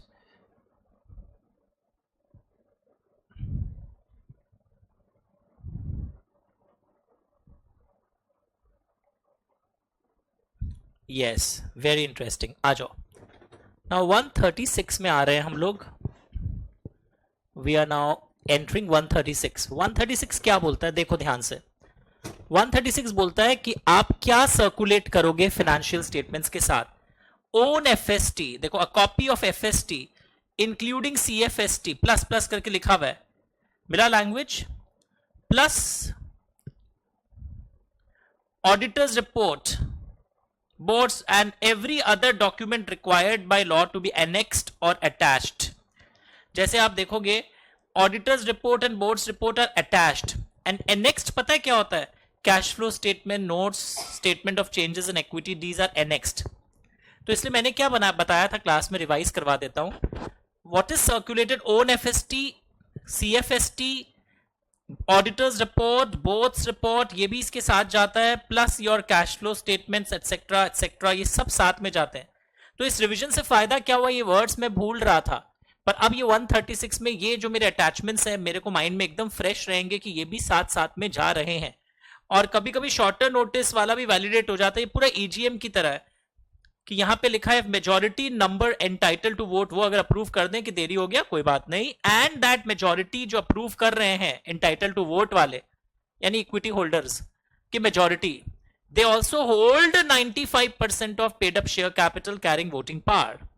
listed companies abridged financial statement circulate कर सकते हैं डिटेल्ड वाले के जगह, वो AOC 3 में एक फॉर्मेट है वो सर्कुलेट कर सकते हैं 21 दिन पहले, बट उसमें एक शर्त है, उनको रजिस्टर्ड ऑफिस में डिटेल वाला भी रखना पड़ेगा, ताकि कोई शेयर होल्डर अगर रजिस्टर्ड ऑफिस आकर डिटेल वाला चेक करना चाहे 21 दिन पहले वो चेक कर सकता है। बट अगर कोई शेयर होल्डर्स मांग ले हमको फुल वाला दो ना, अब्रिज से मेरे को मन नहीं भरता, तो आपको देना पड़ेगा। तब मत बोला हम लिस्टेड है हम अब्रिज दे देंगे। If share holders demand full वाला you have to give full वाला। सो वेरी गुड, अच्छा हुआ याद हो गया। तो व्हाट इज सर्क्यूलेटेड, अब ये पूरा अटैचमेंट्स याद रहेंगे आपको। वैसे यहां पर देखो कुछ कंपनीज ईमेल से सर्कुलेट कर सकती है, लिस्टेड को तो अनुमति है ही, एंड सब पब्लिक कंपनीज भी जिनका ऐसा ऐसा हो वो भी ईमेल से कर सकता है, अगर उनके पास अपडेटेड ईमेल आईडीज और हो, शेयर होल्डर्स डीमैट फॉर्म में है, डीमैट में नहीं है कोई शेयर होल्डर्स, पर बोला है कि हाँ मेरे को दे दो ईमेल से, मेरे को प्रॉब्लम नहीं है। अब एक बहुत फेमस क्वेश्चन कि लिस्टेड कंपनी या कोई भी, हाँ लिस्टेड कंपनी के लिए, लिस्टेड कंपनी ऑन वेबसाइट क्या डालेगी? लिस्टेड कंपनी को अपने वेबसाइट में फाइनेंशियल स्टेटमेंट से रिलेटेड क्या रखना पड़ता है? ओन एफएसटी रखना पड़ता है, याद हो रहा है, प्लस कंसोलिडेटेड एफएसटी रखना पड़ता है, या plus all documents attached and annexed वो भी रखना पड़ता है। ओके समझ में आ रहा है आपको? एंड इंग्लिश दिख रहा है कि लिस्टेड कंपनी को अकाउंट्स से related own FST plus CFST plus other documents attached plus separate audited financial statements of each subsidiary, ऐसा दिख रहा है? हर सब्सिडरी का अलग ऑडिटेड वाला भी रखो। ओके अब इधर देखो, instead of putting separate audited FST of each subsidiary, okay अगर मेरे कुछ सब्सिडरीज इंडिया के बाहर हैं, स्पेशली क्योंकि लिखा है वे provided a listed company which has a subsidiary incorporated outside India, उसके लिए ये चीज है। अगर मेरे इंडिया में 5 सब्सिडरीज है तो पांचों का अलग अलग सेपरेट ऑडिटेड भी रखना है। सर रख लिया ना सीएफएसटी, तो अलग अलग भी रखना है। ओके बट अगर मेरी इंडिया के बाहर सब्सिडरी है, फॉरेन सब्सिडरी, तो मैं अगर CFST of first foreign subsidiary रख लूं तो चलेगा। Oh if foreign subsidiaries are not required to be audited, तो अनऑडिटेड वाला उनको मुझे रखना पड़ेगा, उनका पर अलग वाला भी रखना ही पड़ेगा। If financial statement of subsidiaries is not in English, तो मुझे उसका इंग्लिश ट्रांसलेशन भी रखना पड़ेगा। तो ये है 6 पॉइंट्स जो बहुत अब इजी लग रहे होंगे कि एक लिस्टेड कंपनी को अकाउंट्स से रिलेटेड क्या क्या चीजें वेबसाइट पर रखनी पड़ती है, own plus CFST plus all attached documents और separate audited accounts of each subsidiary. पूरा ऑडियो रिकॉर्ड करना मोबाइल में अपना और देखना क्या क्या मिस हो रहा है। और कई बार अगर मेरी फॉरेन सब्सिडरीज इंडिया के बाहर है तो उस फॉरेन सब्सिडरी का सीएफएसटी डाल दूं। अगर कंसोलिडेटेड फाइनेंशियल स्टेटमेंट पूरा लिखना, एग्जाम में तुम सीएफएसटी नहीं लिख सकते तो तुम्हारा चलेगा। अगर वो फॉरेन सब्सिडरी जो मेरी इंडिया के बाहर है वो ऑडिटेड ही नहीं है, तो मैं उसका ऑडिटेड कहां से लाऊंगा? तो अनऑडिटेड डालो, पर डालो। और अगर उसकी फाइनेंशियल स्टेटमेंट इंग्लिश में नहीं है तो उसका इंग्लिश ट्रांसलेशन डालो। So are you understanding these points? Yes sir. उसके बाद फाइनेंशियल स्टेटमेंट्स कौन इंस्पेक्ट कर सकता है? हाँ सर समझ गया, हमको पता है सर, डायरेक्टर कर सकता, आप पढ़ाया था, वो बुक्स ऑफ अकाउंट्स का था। अच्छा फाइनेंशियल स्टेटमेंट तो मेंबर भी देख सकता है ना? अरे आपके तो घर आता है, हक है। डिबेंचर होल्डर्स के जो ट्रस्टीज होते हैं वो भी देख सकते हैं, ये रजिस्टर ऑफिस पे रहते हैं ड्यूरिंग बिजनेस आवर्स। अंदर का बात सुनना है, एफएसटी एंड आउटसाइडर्स भी देख सकता है। कैसे? एमसीए के पोर्टल पे रहता है, पैसा जमा देके हम देखते ही हैं कि कंपनी का क्या परफॉर्मेंस चल रहा है। पर बुक्स ऑफ अकाउंट्स में ये डायरेक्टर मेंबर अलाउ मत लिख देना। और अगर ये एफएसटी वेफएसटी आपकी अच्छे टाइम से सर्कुलेट नहीं हो, इस बार सिर्फ पेनल्टी है। सर्कुलेशन इतना बड़ा क्राइम नहीं है, एफएसटी रॉन्ग रखना वो फाइन वाइन एंड इम्प्रिजनमेंट का नौबत है। कई बुद्धि लगाना एमसीक्यू में अगर फिगर्स दे दे कि सर्कुलेट नहीं हुआ इतना बड़ा क्राइम क्या हो गया, पर रॉन्ग होने से फाइन वो इम्प्रिजनमेंट वो सब आ जाता है पिक्चर में। तो ये देखो, तो आप क्या सर्कुलेट करोगे साथ में, अभी अभी देखा आपने ये सब अटैच करके, पक्का एवरीवन, वेरी गुड।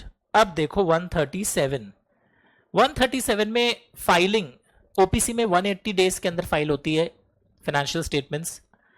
इस बार एजीएम से काउंटिंग मत करना क्योंकि ओपीसी को तो एजीएम होल्ड करना ही नहीं पड़ता। It is 180 days from the end of the financial year.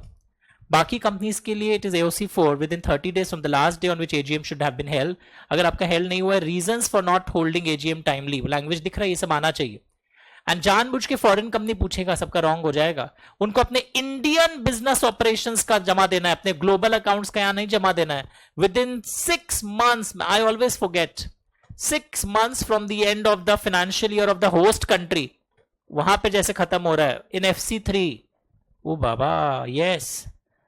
और ये सब जमा हो गया आरओसी के पास, खुद का CFST plus attach documents duly adopted at AGM, जो भी एजीएम में अडॉप्ट हुआ है सब जमा दो with in 30 days of AGM. Sir अगर मेरा अडॉप्ट नहीं हुआ एजीएम में, कुछ व्यू लोगों को प्रेजेंट नहीं आ रहा है, तो अनअडॉप्टेड जमा दो। अनऑडिटेड नहीं बोला, अनअडॉप्टेड जमा दो with reasons for non adoption. पहले एक प्रोविजनल जमा दो, फिर अडॉप्ट करा के with in 30 days of the adjourn meeting file adopted. Okay, अब इसमें एक खास बात है, जो कंपनी XBRL में कवर्ड नहीं है उसके लिए सिर्फ AOC 4 है। जो कंपनी XBRL में कवर्ड नहीं है पर उसकी सब्सिडरी है, उसको 2 फॉर्म जमा देना पड़ रहा है, AOC 4 एंड AOC 4 CFS। ये समझो, वापस देखो एक बार, कंपेयर इट। मैं 2 मिनट साइलेंट हूं, इसको कंपेयर करो, कंपेयर करो अच्छे से। A company not covered by XBRL, AOC 4 and AOC, a company not covered by XBRL and having subsidiary company। पढ़ के देखिए, श्योर एवरीवन। अब रुको, a company covered by XBRL, हाँ sir, and having a subsidiary company, sir wrong है, CFS भी डालिए। अगर आप XBRL में कवर्ड है ना, उसमें CFS की डिटेल्स फॉर्म के अंदर ही कैप्चर कर लिए जाते हैं, सिर्फ AOC 4 XBRL जमा दोगे। ओके, अच्छा, did you understand the difference? Sir हाँ, बहुत ही अजीब बारीकी था। सब्सिडरी होने से CFS आता है मुंह में, पर अगर आप XBRL वाली कंपनी है तो CFS मत लाना, बिकॉज उस फॉर्म के अंदर ही वैसे खांचे बने हुए हैं कि वो डिटेल्स कैप्चर कर लेते हैं। Very good. अब हम लोग देखें, ये सारी बातें हो गई थी। हाँ, इसमें कौन रिस्पॉन्सिबल होता है फाइलिंग के लिए? सुबह से आज क्या देख रहे थे पता है? MD, whole time director in charge of finance, CFO, यहां पे भी कुछ कुछ नाम कॉमन है। MD यहां पे भी है, CFO यहां पे भी है। कोई डायरेक्टर, कोई भी चार्ज नहीं है तो वो all other directors are also there. इस बार पेनल्टी है, नॉन फाइलिंग का पेनल्टी बहुत सिंपल है, 10,000 कंपनी पर है, 100 रुपया पर डे। अदर पर्सन पर 10,000 plus 100 rupees per day same है, पर अदर पर्सन से मैक्सिमम 50,000, इधर मैक्सिमम 2 लाख है। तो यहां पे भी बहुत बड़ा बात नहीं हुआ है, पर पेनल्टी वर्ड आ रहा है।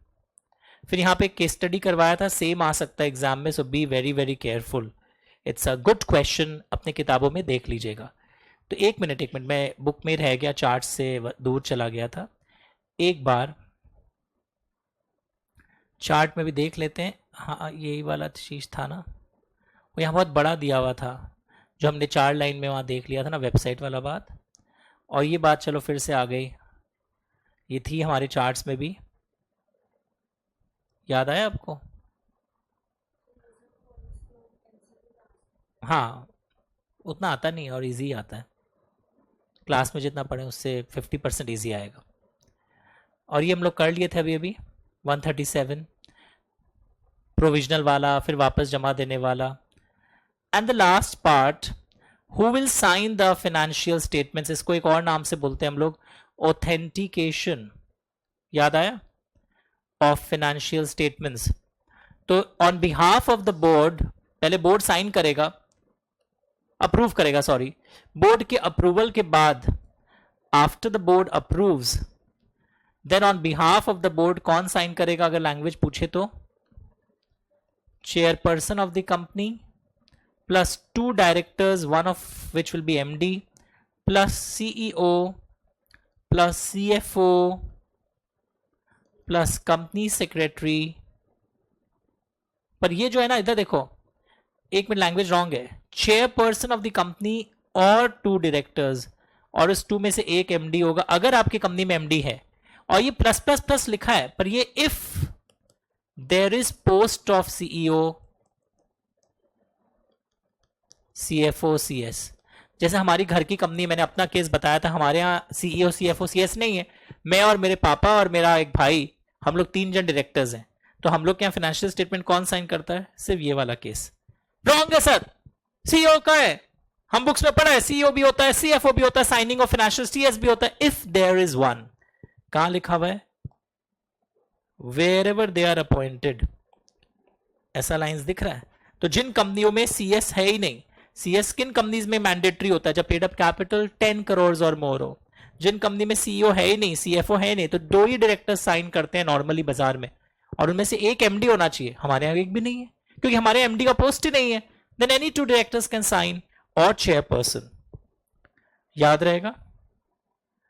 उसके बाद हमने देखा था बोर्ड्स रिपोर्ट के बारे में बहुत कुछ था, और बोर्ड्स रिपोर्ट में बच्चा लोग 2-3 बातें बहुत जरूरी थी. बोर्ड्स रिपोर्ट के अंदर एक तो एक पैराग्राफ आता है, look at the chart book, DRS, directors responsibility statement. Board's report annual report का एक पार्ट होता है. It is attached to financial statements. तो डीआरएस पे क्वेश्चंस आते हैं. साइनिंग ऑफ बोर्ड्स रिपोर्ट कौन करेगा? लोग उसमें पता है क्या आंसर लिख के आते हैं? Any 2 directors out of which one will be MD. पढ़ो ठीक से, वो आएगा, पर पहले ऑप्शन किसको दिया गया, मतलब और है. ओपीसी में एक डायरेक्टर भी साइन कर सकता है. साइनिंग ऑफ बोर्ड्स रिपोर्ट के आंसर अलग है. जब 134 मैंने अंदर से पढ़ाया था ना आपको, तो वहां हम लोग देखे थे साइनिंग ऑफ बोर्ड्स रिपोर्ट के आंसर अलग है. लैंग्वेज पढ़ो. अभी हमने थोड़ी देर आगे साइनिंग ऑफ फाइनेंशियल स्टेटमेंट्स किया था, दैट वाज डिफरेंट. एंड अभी हम कर रहे हैं साइनिंग ऑफ बोर्ड्स रिपोर्ट. तो एक बार मैं मेन बुक में जाना चाहूंगा. फिर एनएफआरए का भी यहां पे दिया हुआ है. एनएफआरए का प्लीज पेनल्टी पढ़ लेना अपने आप चार्ट बुक से. अपील्स कैसे करते हो और एनएफआरए का फंक्शंस क्या है. Which entities are governed by NFRA, also read this.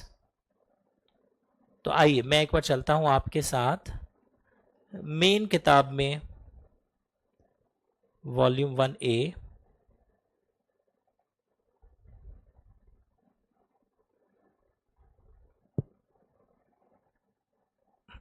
Just a second.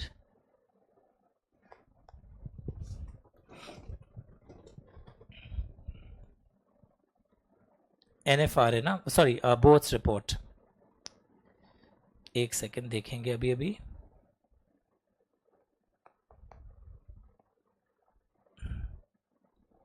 कोई को चैप्टर नंबर पता है? इसके बाद आएगा क्या?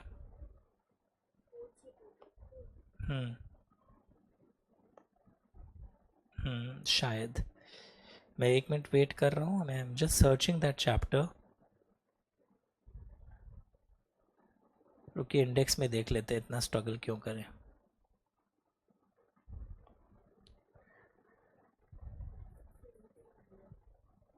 एटी 83 में होगा. यस. तो एनुअल रिपोर्ट एक ब्रॉडर कॉन्सेप्ट है then board's report. Look at the screen. क्या कंटेंट्स होता है? अब जैसे एनुअल रिटर्न का वेबलिंग बोर्ड्स रिपोर्ट में रहता है, साल में बोर्ड मीटिंग्स कितनी बार हो रहे हैं वो रहता है. फिर तुम्हारे ऑडिटर लोगों की तरफ से क्लैरिफिकेशन रहता है. आई एम सॉरी, बोर्ड की तरफ से क्लैरिफिकेशन और एक्सप्लेनेशन रहता है. अगर ऑडिटर अपने रिपोर्ट में कोई क्वालिफिकेशन या एडवर्स रिमार्क देता है, चाहे वो स्टैट्यूटरी ऑडिटर हो या कंपनी सेक्रेटरी, अगर अपने सेक्रेटरियल ऑडिट रिपोर्ट में कोई रिपोर्ट नेगेटिव दिया है, तो डायरेक्टर्स लोगों का जवाब बोर्ड्स रिपोर्ट में आता है. फिर ये 186, 188 ये सब की डिटेल्स भी रहते हैं. कंपनी कितना प्रपोज कर रहा है रिजर्व्स में ट्रांसफर करना, कितना डिविडेंड में ट्रांसफर करना, ये सारी बातें बोर्ड्स रिपोर्ट में रहती है. बहुत लंबा लिस्ट था, हमने क्लास में पढ़ा था. सीएसआर पॉलिसी के बारे में भी रहता है. ओके, कंपनी की सब्सिडरी इस साल से कौन नहीं रही, कौन हमारी जॉइंट वेंचर है, हमने कितना डिपॉजिट्स लिया है, यानी अब देखो कि पूरे सिलेबस का इनडायरेक्टली यहां पर है। और यही ओपीसी और स्मॉल कंपनी का बोर्ड्स रिपोर्ट इतना डिटेल नहीं होगा, एग्जाम में एक छोटा क्वेश्चन दे देगा, ओपीसी ना डिटेल वाला नहीं दिया, तुम बोलता है पेनल्टी लगाओ। उनके लिए abridged boards report, OPC and small company के लिए अब्रिज्ड एनुअल रिटर्न भी आया हुआ था फॉर्मेट में, और अब्रिज्ड बोर्ड्स रिपोर्ट का फॉर्मेट भी है, तो कोई प्रॉब्लम नहीं अगर वो डिटेल वाला ना दें तो। अब ये देखो डीआरएस क्या है। DRS is a paragraph inserted inside the board's report where directors कुछ रिस्पॉन्सिबिलिटी स्वीकार करते हैं एंड दे डिक्लेयर कि कंपनी गाली दे रही है that the accounts are prepared. Directors बोलते हैं कि हमने अकाउंट्स गोइंग कंसर्न बेसिस के अनुसार प्रिपेयर करवाया है, गाली का जी। हमारे अकाउंट्स जो हैं वो अकाउंटिंग स्टैंडर्ड्स को फॉलो करते हैं विद एक्सप्लेनेशंस। हमारे अकाउंट्स की जो अकाउंटिंग पॉलिसीज है वो कंसिस्टेंटली फॉलो हो रही है, जजमेंट्स एंड एस्टिमेट्स रीजनेबल हैं ताकि ट्रू एंड फेयर व्यू दे सकें। हमारे यहाँ अकाउंटिंग रिकॉर्ड्स प्रॉपरली रखा गया है। हमारे यहाँ डायरेक्टर्स ने सिस्टम बना दिया है जो सारे लॉज एंड रेगुलेशंस का प्रॉपर कंप्लायंस करे। Are you getting these words? And listed company के केस में, लिस्टेड कंपनी के केस में डायरेक्टर्स ये भी एक डिक्लेरेशन देते हैं कि हमारा आईएफसी जो है ना वो अच्छे से प्रॉपरली इफेक्टिवली फंक्शन कर रहा है। याद आया आपको? ये बहुत अच्छे से पढ़ना होगा। In case of listed company ये वाला एक्स्ट्रा लाइन जाएगा दैट इंटरनल फाइनेंशियल कंट्रोल्स, कि हमारे जो अकाउंट्स बनाए जा रहे हैं हमारे यहाँ कोई चोरी नहीं हो रहा है, सेफगार्ड हो रहा है, फ्रॉड एंड एरर का प्रिवेंशन हो रहा है, रिकॉर्ड्स एक्यूरेट हैं। तो लिस्टेड कंपनी में आईएफसी के बारे में भी डायरेक्टर्स रिपोर्ट में लिखना पड़ता है। तो गाली क्यों देते हैं हम लोग? सर अच्छा लगता है ना। ना ना, going concern basis, accounting standards, accounting policies, accounting records. 3A क्यों आया? Accounting standards, accounting policies consistent है, estimates reasonable, accounting records proper है। L क्यों आया? लॉज एंड रेगुलेशंस सारे हमारे यहाँ फॉलो हों, इसके लिए हमने एक सिस्टम बनाया है, सॉफ्टवेयर बनाया है। एंड I क्यों आया? डायरेक्टर्स डिक्लेरेशन दे रहे हैं लिस्टेड कंपनी में कि हमारे आईएफसी फॉलो हो रहे हैं।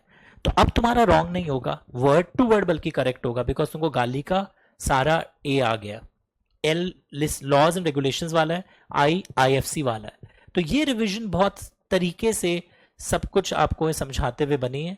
और यूजुअली आप देखोगे बोर्ड्स रिपोर्ट में ये चीजें अनेक्जर में रहती है। नॉलेज के लिए देखो एक बार, मैंने क्लास में बहुत डिटेलिंग करवाया था। Also observe this everyone, what are the annexures to boards report. कुछ एक्स्ट्रा भी दिख रहा होगा इसमें, आप रियल लाइफ में आर्टिकलशिप में देखोगे, मैंने आपको समझाया था। नजर डाल लो फिर से, कोई का चैप्टर नहीं हुआ है वो इतना भी करके चला जाए तो भी काम हो जाए। Start observing everyone.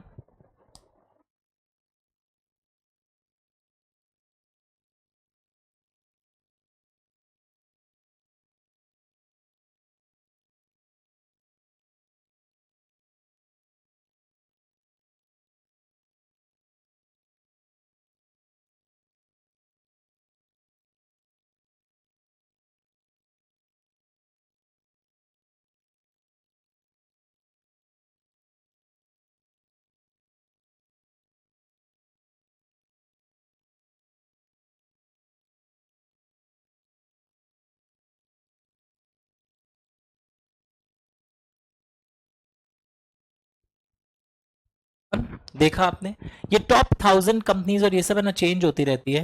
कभी हो सकता है पहले 500 था फिर 1000 हुआ, हो सकता है जब आप पढ़ रहे हो और टॉप 2000 भी दिखाई दे।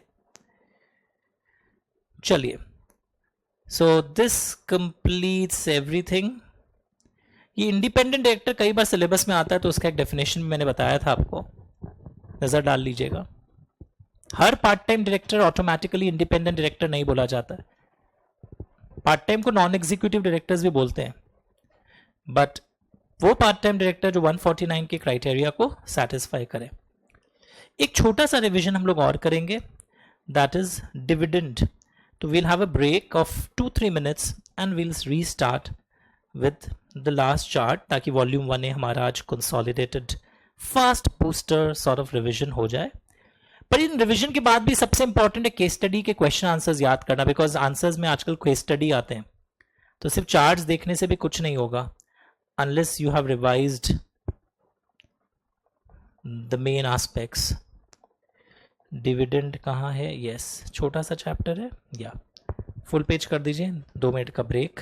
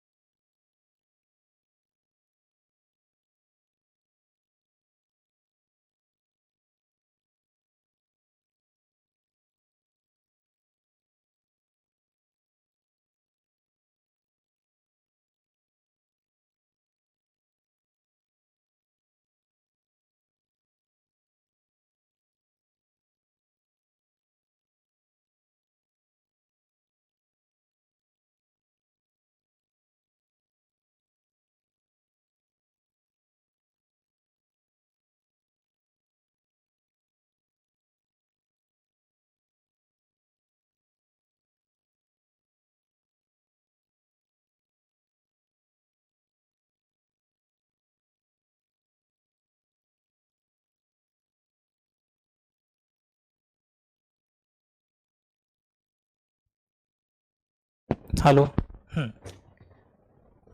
चलिए, interim dividend and final dividend. Interim dividend board of directors recommend करता है, हाँ, फाइनल डिविडेंड भी वही रिकमेंड करता है बोर्ड, बट फर्क क्या है, interim dividend is also declared at board meeting, but final dividend में आपको किसकी अप्रूवल चाहिए, शेयर होल्डर्स की। तो ज्यादातर most of the provisions of dividend and interim dividend are common, जो डिविडेंड के नॉर्मल प्रोविजंस है वहां पे भी अप्लाई करेंगे। Now the question arises, sources, dividend कहां से डिक्लेयर कर सकते हैं आप, करंट फाइनेंशियल ईयर से, after providing for depreciation, okay, या मनी प्रोवाइडेड बाय सीजी और एसजी, या dividend you can also declare out of free reserves. Now when I say current financial year से आप डिविडेंड डिक्लेयर कर सकते हो, that profits should have been arrived at after depreciation of current year according to schedule 2, या और एक क्या तरीका हो सकता है, अच्छा एक और तरीका है सोर्स का, PL credit balance, when I say after providing for unabsorbed depreciation and carried forward losses, ये सब का हमें एडजस्टमेंट करना पड़ता है। एंड सेम सोर्स आप जब करंट ईयर का देखोगे ना, इंटरिम डिविडेंड का सोर्स, उसमें करंट फाइनेंशियल ईयर लिया जा रहा है आफ्टर प्रोवाइडिंग फॉर डेप्रिसिएशन या पीएल क्रेडिट बैलेंस, वहां फ्री रिजर्व्स वर्ड नहीं लिखा है। जैसे कि आप फाइनल डिविडेंड में देखो, करंट ईयर के अलावा पीएल क्रेडिट बैलेंस भी है, फ्री रिजर्व्स भी है, एंड गवर्नमेंट गारंटी से, अगर कोई आप गवर्नमेंट कंपनी में यूजुअली वो गारंटी दे देते हैं, बट इंटरिम डिविडेंड में लिखा हुआ नहीं है कहीं पे भी फ्री रिजर्व से इंटरिम डिविडेंड। टीचर्स एंड हम लोग कई बार बोल देते हैं पर गलत है, लिखा हुआ सिर्फ ये दो चीज के लिए है, ओके। नाउ डिविडेंड आप दे ही नहीं सकते हो अगर आपके कोई डिपॉजिट्स लोगों से लिए हुए हैं आपके कंपनी के, और वो डिपॉजिट्स के सेक्शन का पालन नहीं हो रहा है। एक और केस में आप डिविडेंड दे ही नहीं सकते हो, सेक्शन 8 कंपनीज जो होती है ना, वो प्रोहिबिटेड होता है उनको डिविडेंड देना। ओ, लोग सिर्फ मेन प्रोविजंस को खोज रहे होते हैं, पता चलता है सेक्शन 8 कंपनी, उसको डिविडेंड देना अलाउड ही नहीं है। तो यहां पर जो देखने लायक बात है, डिविडेंड आप दोगे कैसे, वो सब लिखा हुआ है, रजिस्टर्ड शेयर होल्डर को दोगे। Now the main challenging aspect, declaration of dividend out of free reserves. Final dividend जब आप फ्री रिजर्व से देना चाहते हो तो आपके लिए कुछ रूल्स हैं। क्या क्या रूल्स है, एक सम करवा के दिखाऊंगा। उसके बाद इंटरिम डिविडेंड किस पीरियड के डिविडेंड को बोलते हैं, और अगर आप डिविडेंड डिक्लेयर करके पे नहीं करें तो क्या फाइन आ जाएगा, आपके चार्ट्स में दिए हुए हैं। कभी कभी नहीं पे करने से भी नो वायलेशन ऑफ लॉ, ये इंस्टीट्यूट का favourite question, I don't know why, in some cases no violation of law माना जाता है। उसके बाद अगर आप डिविडेंड नहीं देते, एक फॉर्मेट आप पढ़ने वाले हो, इतने टाइम के अंदर, देखो बोर्ड डिक्लेरेशन हुआ डिविडेंड का, हाँ सर, 5 दिन के अंदर एक सेपरेट बैंक अकाउंट में डाल दो। सर बैंक अकाउंट में तो है कंपनी के, सेपरेट में डाल दो, वो पैसा और कोई टच नहीं करे। विद इन 30 डेज के अंदर पे कर दो। पर अब अगर नहीं पे हुआ है तो नेक्स्ट 7 डेज के अंदर, 7 डेज के अंदर इसको अनपेड डिविडेंड अकाउंट में भेज दो, वरना इंटरेस्ट के साथ भेजना पड़ेगा। और फिर 7 ईयर्स जब पास हो जाए, देखो इधर डेज है, ये 7 डेज है 30 डेज के बाद, और ये जब 7 साल बीत जाए, पैसा अनपेड डिविडेंड अकाउंट में था एंड अभी भी कोई क्लेम नहीं कर रहा है, ना कंपनी पे कर रहा है, तब इसको आईपीएफ फंड में भेज दीजिए। अब आईपीएफ फंड में आ गया, इन्वेस्टर बाद में आया, बहुत दिन बाद वो मांग पाएगा। पहले क्या होता था, once the dividend amount, Google में देखोगे लिखा हुआ मिलता है, once the amount is transfer to IPF fund now investor can not claim, पुराना डेटा था। पर आजकल आईपीएफ में जाने के बाद भी आप डिविडेंड क्लेम कर सकते हैं, उसका प्रोसीड्यूर दिया हुआ है आईपीएफ 5 में, आपको आईपीएफ पोर्टल पर अप्लाई करना पड़ता है, यू कैन स्टिल क्लेम। और 126 में क्या लिखा हुआ है कि सपोज ए ने बी को शेयर ट्रांसफर कर दिया, but registration is still in his name, अभी भी रजिस्ट्रेशन किसके नाम में, ए के नाम में है। तो ऐसे केस में अभी भी रजिस्ट्रेशन ए के नाम में है, तो ऐसे सिचुएशन में you know what will happen, आप ये डिविडेंड का क्या करेंगे, किसको देंगे। इस दौरान अगर कोई राइट्स इशू या बोनस इशू आया हुआ है तो इसका क्या करेंगे। तो डिविडेंड का ऐसे केस में अनपेड डिविडेंड अकाउंट में हम ट्रांसफर कर देते हैं, अनलेस कि वो ए खुद ही बोल दे कि आप बी को दे दीजिए, he is authorised by registered share holder in writing कि बी को दे दीजिए, तब बी को मिलेगा। राइट इशू भी बोनस इशू में एक बार it is kept in abeyance, ना ए को मिलेगा ना बी को मिलेगा जब तक रजिस्ट्रेशन पेंडिंग हो। ओके तो नॉर्मली व्हाट हैपेंस, अगर रजिस्ट्रेशन पेंडिंग हो, डिविडेंड हम कूड़ा में डाल देंगे, कूड़ा में नहीं, unpaid dividend account, unless the registered share holder authorizes in writing to the company that give it to Mr. B, I don't have problem, transferee को दे दीजिए, मुझे प्रॉब्लम नहीं है। तो ये सुन लेने से अब वापस थोड़ा सा हमारा पक्का हो जाता है। तो आइए मैं इसके लिए ना बुक यूज करूंगा, बिकॉज मुझे को लग रहा है कि वहां सम वम भी है तो दिखाने में काम आएगा। मैंने पहले मैटर आपको प्लेसमेंट सारे दिखा दिए चार्ट से कि कहां से हम लोग क्या करने वाले। Now let us use the book, just a second, क्योंकि मुझे फ्री रिजर्व्स के रूल समझाने थे आपको, बहुत अच्छे दिए हुए हैं उसमें। आइए देखो, मिलके देखो सब क्या रूल है। रूल नंबर 1, अगर तुम आप कोई फ्री रिजर्व यूज कर रहे हो और तुम प्रपोज कर रहे हो 15% डिविडेंड देना, तो देने के पहले चेक करो जो रेट तुम प्रपोज कर रहे हो that can not be more than average rate of last 3 years। Okay, तो तुमने अगर लास्ट ईयर 10, 8, 12 दिया तो ये 15% का प्रपोजल नहीं चलेगा।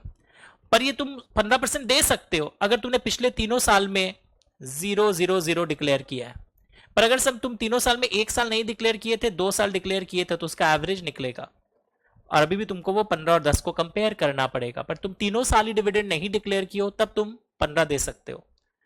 फिर इंपॉर्टेंट चीज, मैंने ना वॉलेट का गेम सिखाया था, मैंने अपना बटुआ दिखाया था वॉलेट, कि मैं अपने वॉलेट से कितना डिविडेंड दे सकता हूं। तो पहले एक पॉइंट है, मैं डिविडेंड दे रहा हूं, देखो एग्जांपल, मैं डिविडेंड दे रहा हूं, मैं बहुत पैसा दे रहा हूं, मैं बहुत पैसे देते जा रहा हूं, पर बोलता बैलेंस जो मेरे वॉलेट में रहे आफ्टर विड्रॉइंग फ्रॉम डिविडेंड वो कम से कम 15% ऑफ पेड अप कैपिटल रहे। वाह, लिखा भी है वॉलेट एग्जांपल, ये पॉइंट याद रहेगा। और सर कितना निकाल सकते हैं वॉलेट से, इस पे भी एक पॉइंट है। तुम सिर्फ ये मत देखना, तुम एक्चुअली तीनों पॉइंट्स मैच करना, चारों पॉइंट्स मैच करना। तुम एक वो देख लिया, इसको एक अलग से देख लिया, वो नहीं चलेगा। 2 और 3 को एक साथ पढ़ो। कितना, देखो इधर वॉलेट में बहुत पैसे हैं, मैं डिविडेंड देना चाहता हूं, कितना कितना निकाल सकता हूं वॉलेट से, उसके लिए एक अपर लिमिट लगा दिया, 10% of paid up share capital and free reserves. पर उसमें से भी पहले माइनस करो current years loss, current year का, जानबूझ के एग्जाम में पुराने सालों का देगा, वो माइनस मत करना। सर वो माइनस करके दे दूं ना, मत दो, उसको देने के पहले भी चेक करो कि तुम्हारा ये मिनिमम 15% भी। सो तो कौन सा दूं, लोअर ऑफ दीज 3। ओके, तुम तो जिद्दी बच्चा बन जाता है, हमको कोई नहीं रोक सकता, लिखा है आपका बुक में हम 10% दे के रहेगा paid up capital and free reserves का, माइनस कर दिया है करंट ईयर लॉस। उसके पहले ये भी देखना होगा। कई लोग से इसको देखते हैं, हमको ज्ञान मत दीजिए, हमको ज्ञान मत दो, हमको पता है हमारा वॉलेट में इतना रुपया है। पर तुम ये देखो ना कि तुम इसको क्रॉस भी नहीं कर सकता 2 को भी और 3 को भी, और तुम ये भी नहीं क्रॉस कर सकता 1 को भी। तो मॉरल ऑफ द स्टोरी, तुमको तीनों एस्पेक्ट देखना है। वॉलेट में कितना रह रहा है 15%, और total amount which you can draw is 10% of paid up capital, and उसमें प्लस फ्री रिजर्व्स भी है। वॉलेट में सिर्फ 15% ऑफ पेड अप कैपिटल है और उसमें करंट ईयर लॉस एडजस्ट भी करना होता है। सर अब फ्रेश रहेगा 4 दिन सुनने के बाद। उसके बाद इसमें एक न्यूमेरिकल था जो सेम टू सेम आ सकता है, you have to do that. और ये सारी चीजें हम लोग देख लिए थे। हाँ, फुल्ली पेड बोनस शेयर्स आप डिविडेंड के रूप में, मतलब व्हाट इज देयर, दे सकते हो, but bonus shares dividend declare कर, देखो bonus in lieu of dividend can not be given. या तुम पहले से बोल दो मैं इस बार fully paid bonus shares dividend के रूप में दूंगा, वो चलेगा। पर पहले डिविडेंड अनाउंस कर दिया और फिर बोलते पैसा नहीं है, रुकिए ना आपका पार्टली पेड आपको फुल्ली पेड बना के दे देते हैं, वो नहीं चलेगा। Bonus in lieu of dividend is not allowed. तुम डिविडेंड बोल के दो बोनस शेयर्स, और काइंड में नहीं हो सकता है, कंपनी चावल बांट रही है, वो नहीं चलेगा। Now what is interim dividend? Interim dividend का मतलब क्या होता है, एक्चुअली लैंग्वेज क्या है पता है? From the end of the financial year till the AGM date, मतलब साल खत्म होने के बाद। जैसे डायग्राम देखो, बहुत अच्छा डायग्राम बना था इंटरिम डिविडेंड के पूरे कॉन्सेप्ट्स को समझाते हुए। All of you start observing this diagram, everyone diagram को ऑब्जर्व करो अच्छे से, सबको ही कुछ कारण है।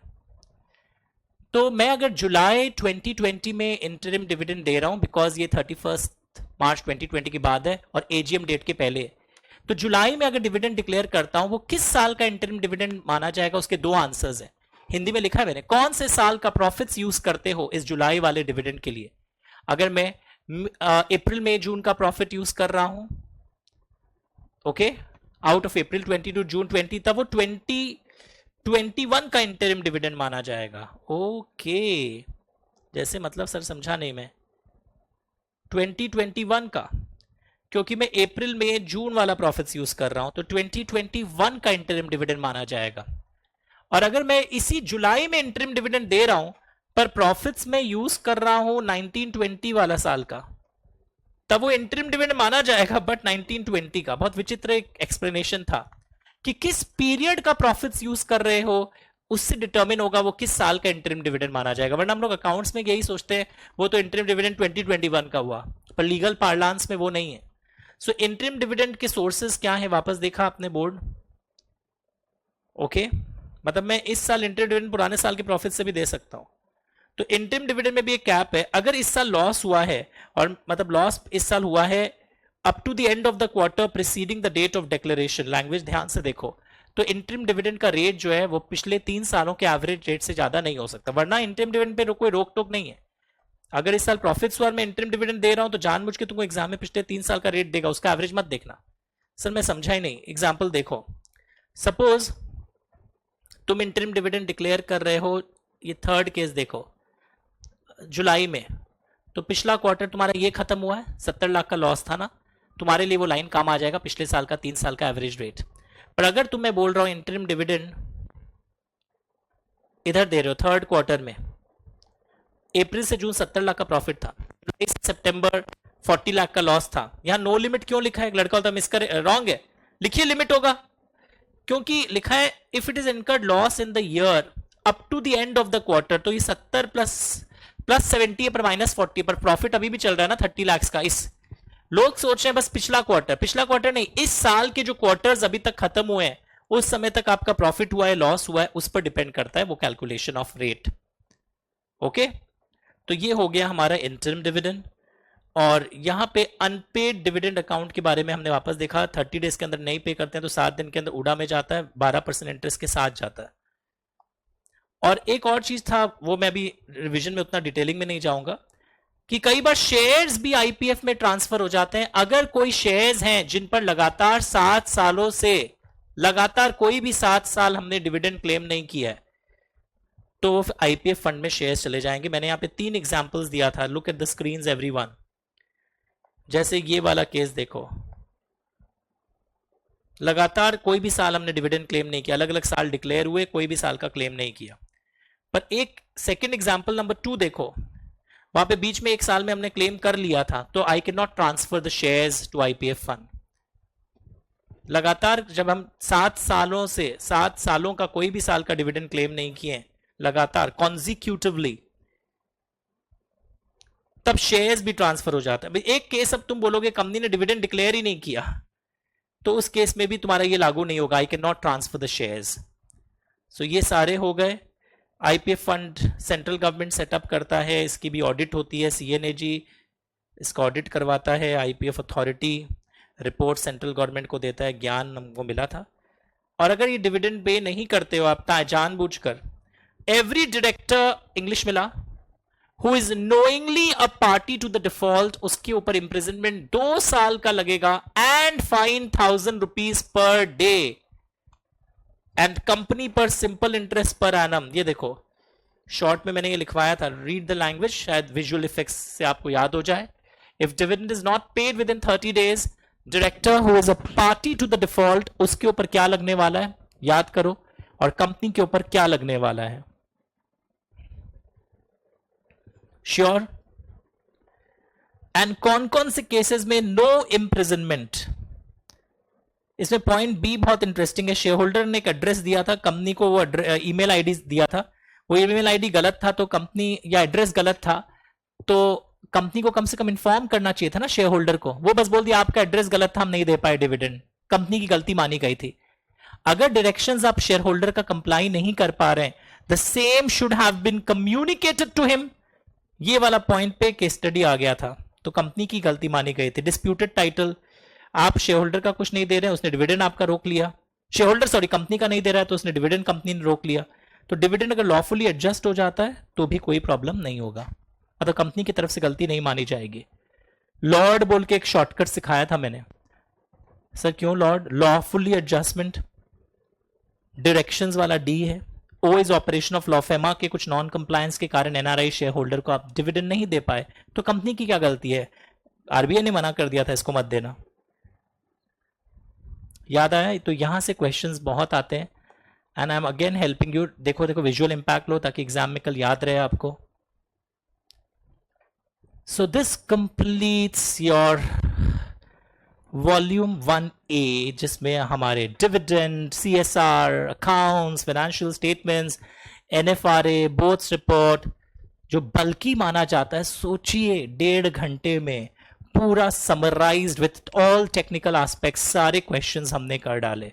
ओके, तो वेरी सून, कल शायद हम लोग नहीं मिलेंगे, वापस जब मिलेंगे I will update. Okay, good bye. Revise कर लेना. मैं अब जानबूझ के थोड़ा स्लो चल रहा हूं, आपको पता होगा, बिकॉज एग्जाम में बहुत देरी है. Otherwise I could have covered in next 10 days. तो इतना हड़बड़ी तो नहीं है ना, 7 महीना पहले कंप्लीट करके क्या करोगे. सो आई वांट यू, पहले हम लोग MCQs और कुछ करें, और एक पतला सा जो बुक बचा है जिसमें 7 क्लास लगता है, वो जानबूझ के मैं अगले महीने के 10 तारीख तक टानूंगा, deliberately. Understood? So no tension, वरना I could have done it, अभी तक कंप्लीट ही हो गया होता. टेस्ट पेपर्स में एक पेपर्स करेक्ट करके खबर दूंगा. बाय.